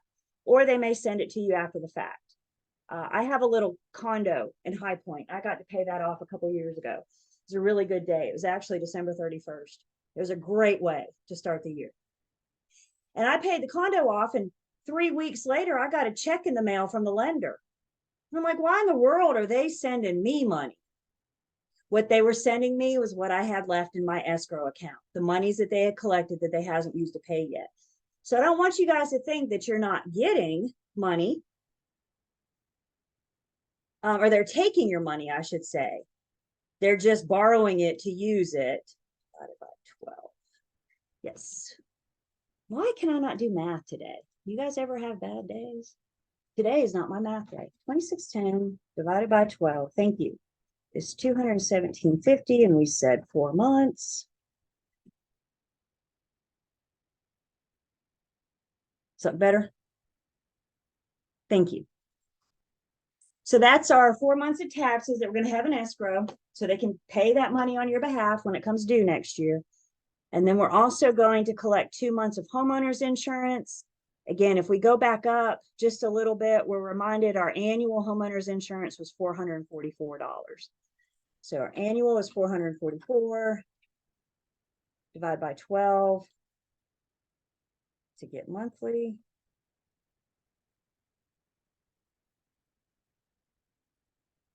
They want 2 months, so we're getting $74. And as always, you guys check the math. Is that what we're getting?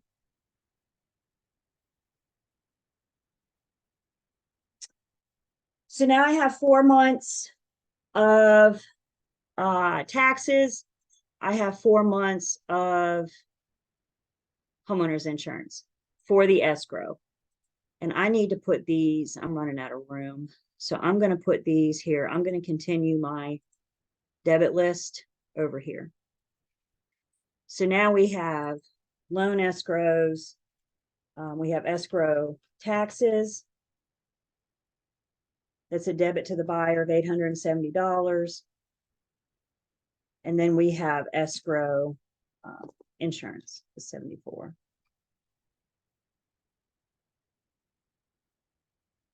Both debits, both on that side. Knowing what's a debit to whom and what's a credit to whom. I can't stress how much easier these things get once you know what's a debit and a credit. Because now it's just a matter of going through and putting it on the right side. But if you don't know if it's a debit or credit, you don't know what side to put it on. So that's why I hopefully am stressing the importance of 587 and 588, or old book people, 561 and 562. That's your formula. What questions do I have before we finish this thing up? And can I erase what we got over here? Very good. So now this is where you guys get to pick up your calculators. Now what we're going to do is we're going to tally up all the credits. Let's do this. We're going to tally up all the credits and we're going to tally up all the debits. So you guys go ahead and do that. Add up all your debits, add up all your credits.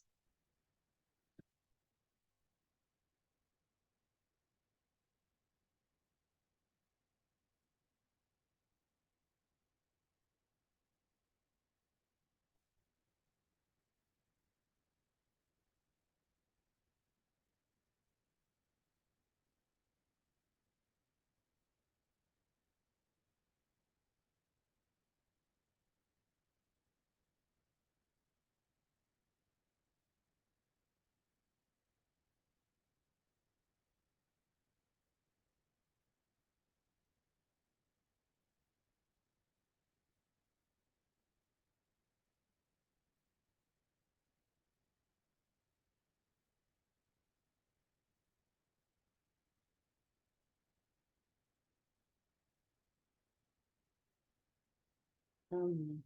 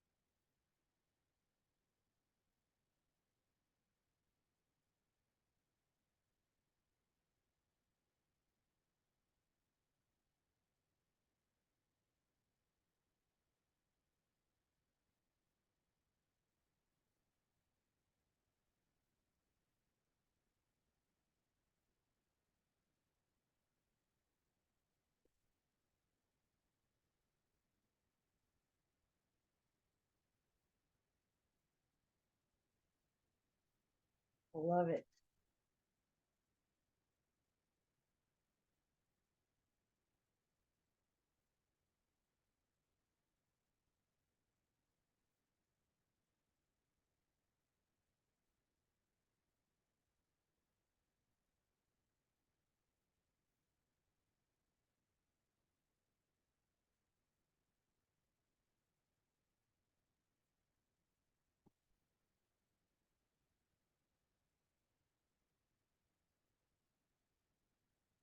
All right, let's see where we are. So we're just straight line adding. And you add up all the buyer's debits. We got the sales price, their portion of the taxes, their prorated taxes, loan origination fee, discount points, interim interest, private mortgage insurance, homeowner's insurance, attorney fee, title insurance, deed recording fee, survey, courier fee, and then their escrows. There's a lot of debits for the buyer. Yes. They have more debits and credits. Guess what? Flip that coin for the seller. The seller's going to have more credits than debits generally.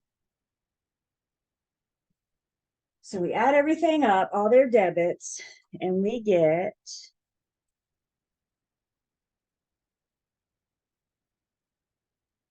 $219,869.22. When we add up all their credits, we get $179,750. The last formula you need to know: debit minus credit tells us how much our buyer has to bring to closing. Figure out all the money they owe, deduct what they have coming in on their behalf, and the difference of the two is how much your buyer has to bring to closing. If you haven't already done so, please tell me in a private chat, A, B, C, or D.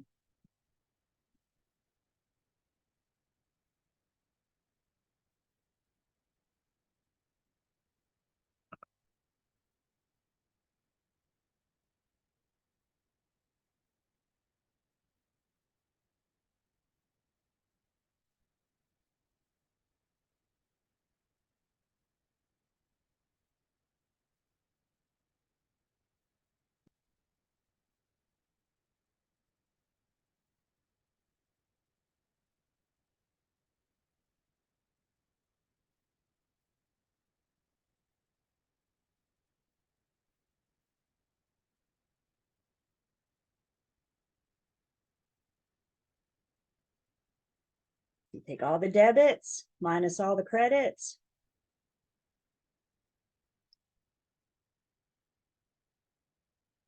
Sorry, I ran out of room. Yeah, don't forget about our escrows down here. Yep.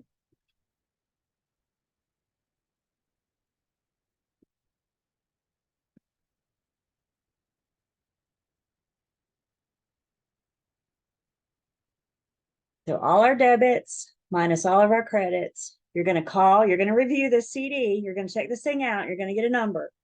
And then you're going to call your buyer and you're going to tell your buyer, I need you to go to the bank and get a cashier's check or do a wire transfer for $40,119.21. This is how much of their money they have to bring to buy this house today. Mini CD. How much does the buyer have to bring to closing? How much do they have to bring to settlement? And it's a shakeout of all their credits versus all of their debits. It's a lot.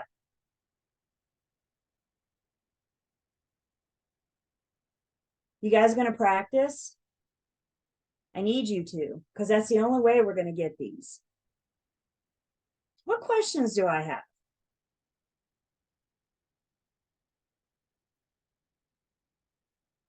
Comments?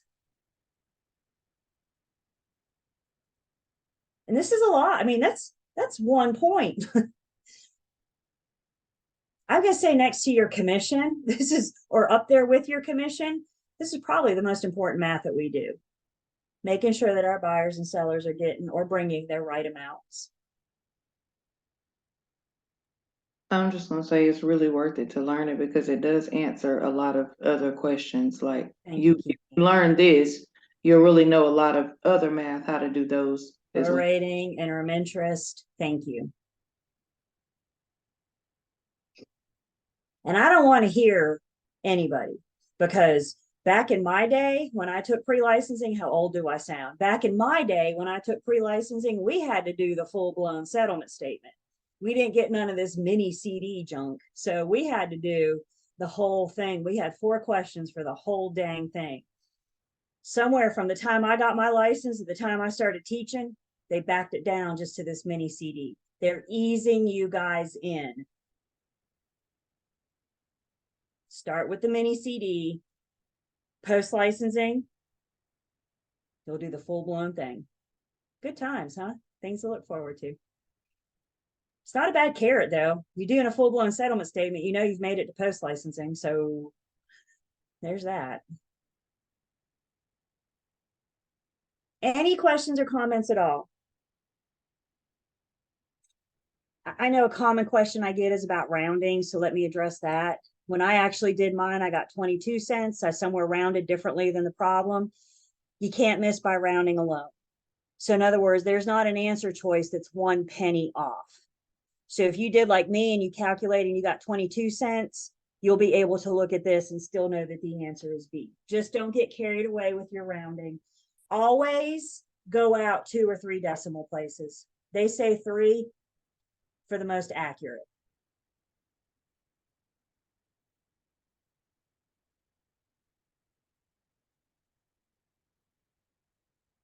Can I erase? Once it's gone, it's gone. Can I erase? Well, we're recording, so you guys can see it.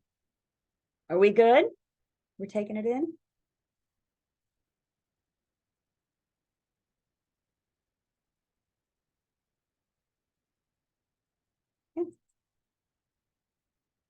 It is.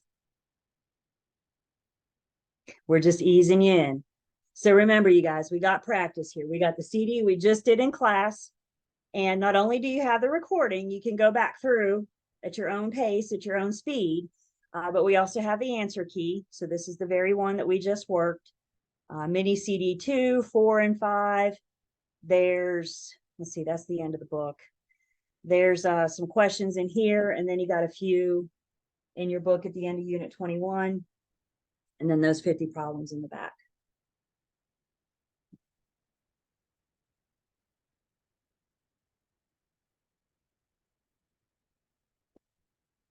Good news, we're done with the majority of the math. 14, 15, and 21 have the highest math.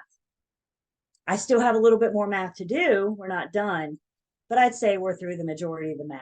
So remember that math workbook. If we look in the online learning system and we go down almost to the bottom or near the bottom, and there's a math section, and within that math section is a workbook. And you got some extra practice problems in here, some prorating examples, that kind of thing. Did I lose you guys again? Are you guys here? Yes, okay, good, good.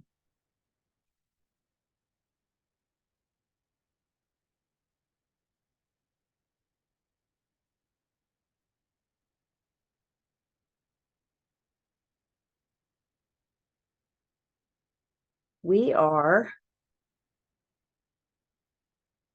going to go ahead and get started on our appraisal unit. We're going to introduce you to it today. When we come back on Thursday, we'll be in the rest of Unit 17. Guys, things start seeming like they're moving fast. We're going to get through units faster. We're going to start moving a little bit more quickly, but we're in less heavily tested material. You're still going to see test questions on the units we're going to cover, but it's not going to be like Unit 7 in depth. So things are going to start happening kind of fast.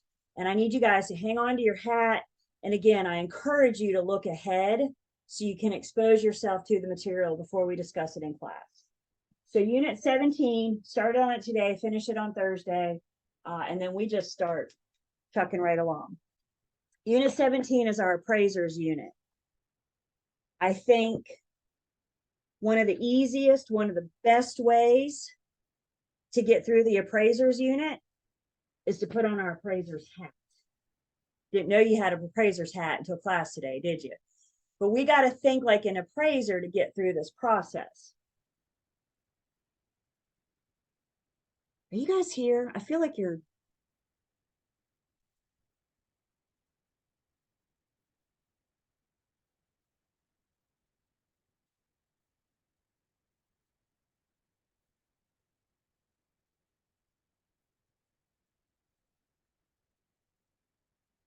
Yes. Okay. So it might just be on my end. You guys having any problems on your end? Still here. Okay. So it's just me. Good, good, good. As long as I'm the one with the problem, I'm okay with that. So let's see.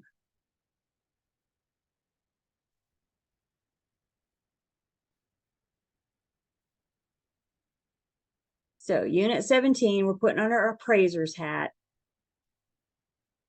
There's a couple pieces that have to do with the broker in this unit as well. So we will definitely identify when it's time to take off our appraiser's hat, put our broker's hat back on. But most of this section is about property valuation and the appraiser's process and their role in the transaction. So our roadmap, first thing we need to do is define and understand that word value. That word value means a whole lot. So we're going to talk about that. There are three approaches to determining value that the appraiser may use. And we're going to talk about all three of those approaches, how they can arrive at their opinion of value. And then we're also going to pick up the calculator, do a little bit of math with calculating those approaches to value. So as always, I like to start with our basic definitions.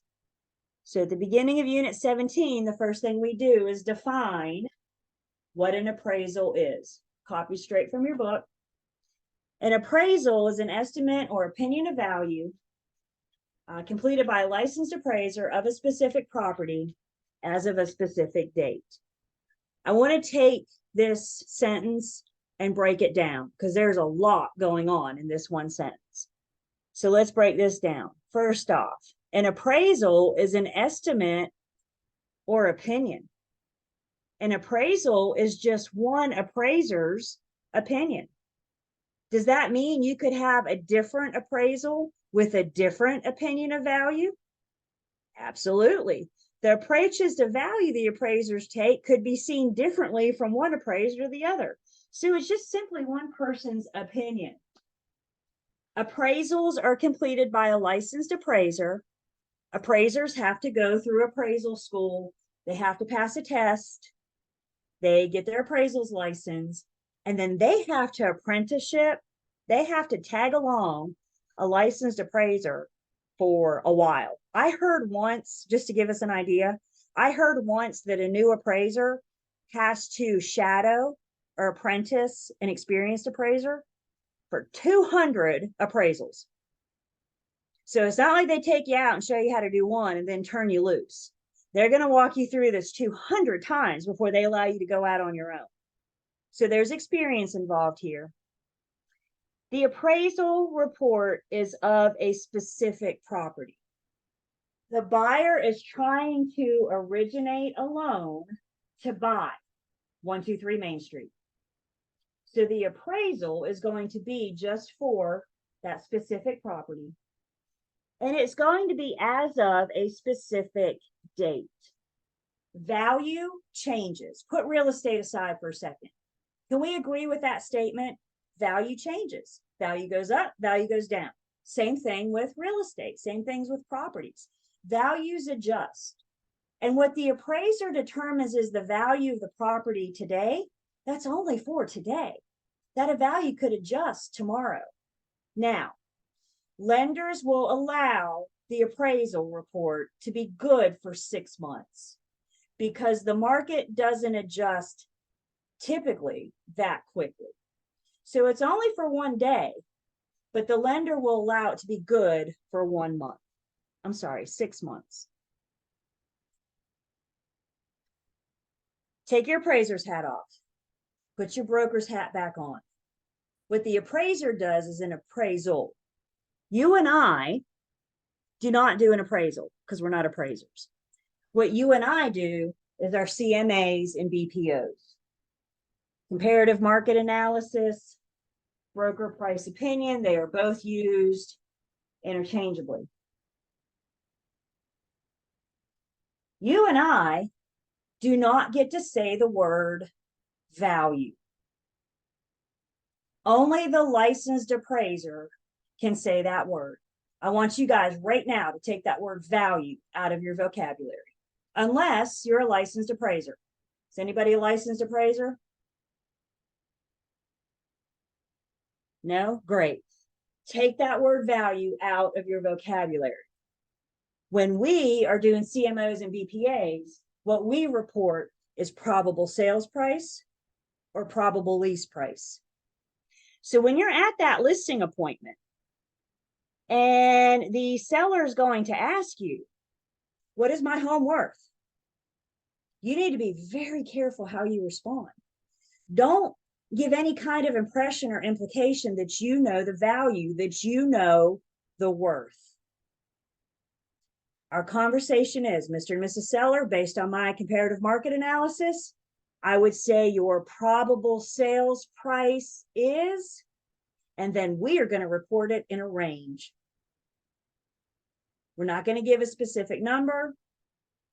CMAs and BPOs can also be used for lease price if you're in property management or if you want to look at that. So the CMA BPO is what the broker does to determine probable sales price or probable lease price. The appraiser does the appraisal to determine value.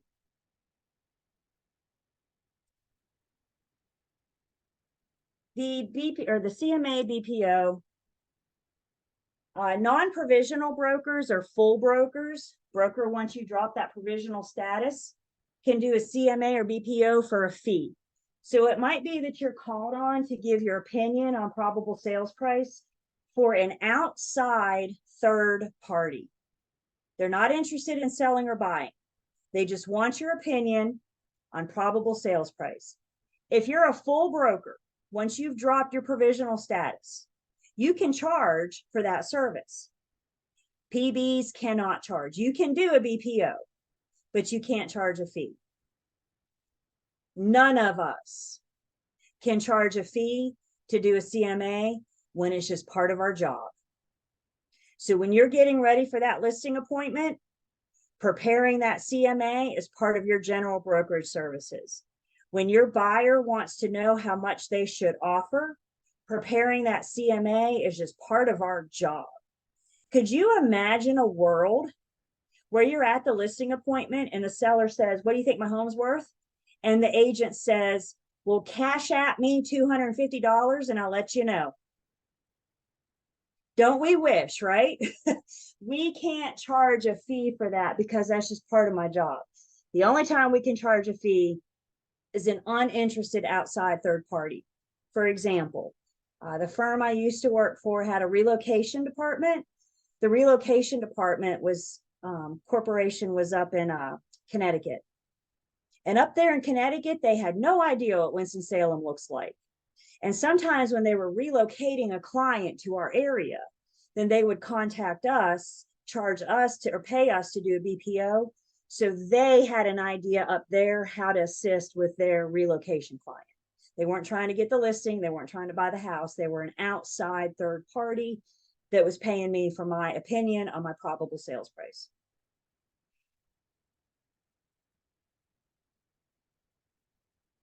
Questions so far? Appraisal versus CMA BPO used interchangeably.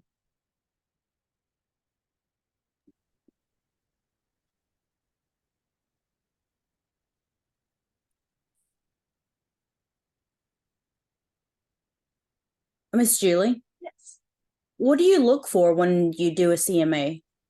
that's a great question. And we're going to answer that on Thursday. So we're going to talk about, well, actually, you're going to look ahead before Thursday, but we will talk about it on Thursday. So of the appraiser's 3 approaches to value, one of their approach is very similar to what we do with the CMO BPA. So we'll compare those when we get to that approach. Okay, thank you. Of course. All right, so don't go anywhere just yet. We're not done. Let's talk about what Thursday is going to look like.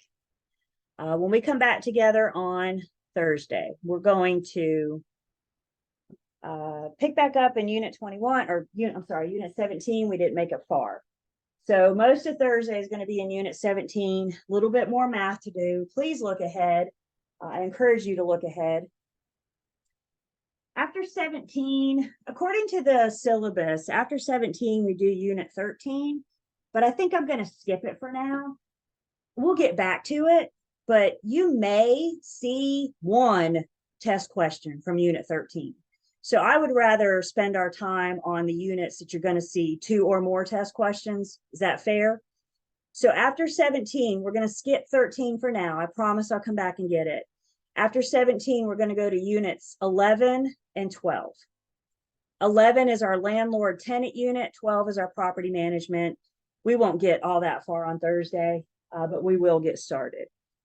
Please look ahead. And I got to say one more thing, you guys. I understand. I've had several of you comment in the chat about how overwhelming this is. I know. I've been there. I've been there. I need you guys. This might be the time to ramp up your game. You know how much you've been studying. You know how much time you're putting into this. So I need you to possibly consider taking that time and increasing it. Y'all know your test. We're like, what, 3 weeks away? Less than, I think. What's the calendar say? Thursday. Yeah, 1. Nope, that's still October. Yeah. Actually, from Thursday, we got 2 weeks. So, guys, this is crunch time. So what do? Well, you got your book. Are you looking ahead at that? Or are you reviewing after class? The YouTube channel, you guys, I cannot stress that. Just hearing it again and again. We say a lot in class, don't we? It's hard to get it all in one class. Is it believable that I can say as much as I say in 4 hours, right? So it's a lot of information. And I know you can't catch every single word that we say the first time through. So this is why you have the YouTube channel to go back through and hear it again, only this time at your own pace. The other thing I think you guys should be focusing on right now are those practice questions. Do the questions in the online learning system, do the quizzes, do the quizzes in the back of the book, because that's not only testing your knowledge on the material, but it's also helping you interpret and dissect those dang questions. It might be that you know the information, but if you can't interpret the question, knowing the information isn't going to help. Is everybody with me? So practice questions. We talked about some other resources, Dearborn, Exam Smart, you may want to consider. We're getting close to crunch time. So keep your eye on the calendar. The next time we see each other is going to be November. So keep your eye on that calendar. Yeah, Cody. So you said Dearborn, that reminded me. So they actually have 2 apps you can download. Mhm. I downloaded both of them, and it's actually pretty cool because they give you like, I don't know, 10 to 15 questions per day that you can go to for free. Nice. And I mean, just take 10 minutes on like a lunch break or something and just go through them, and it just keeps you involved. There you go. Thank you, Cody. What he's referring to, Dearborn, is the author of your textbook. So if you look at the front cover of your textbook, Dearborn, you can search on your app store. Cody, can you tell us real quick if there's a charge? Not for there's a free version. It doesn't get too involved into it. Okay, It does get a little costly. I think it's like, for one of them, it's $40 a month, and the other one's like $30 a month. So it does get cost. I mean, I wouldn't suggest spending your entire time on it, but it's just good to go over and refresh your memory as you only have a couple minutes throughout the day. perfect. Thank you so much. And to Cody's point, spend a couple minutes here, a couple minutes there, an hour this evening, right? You got to devote time. I'm not asking you guys to give up anything. I'm asking you to rearrange your schedule to make room for this test that's coming up. Is that fair? Everybody good? We had a big day today, you guys. So I kind of feel like we should take the next week off and not last week, but you know, it is what it is. So study, study, study. Let me know if I can help. Y'all never hesitate to reach out to me. Let me know if I can help. Otherwise, you guys have a great day today. Stay warm. fall happened overnight. Stay warm and we'll see you guys Thursday morning. Thank you, Julie. Thank you. Julie. Thank you.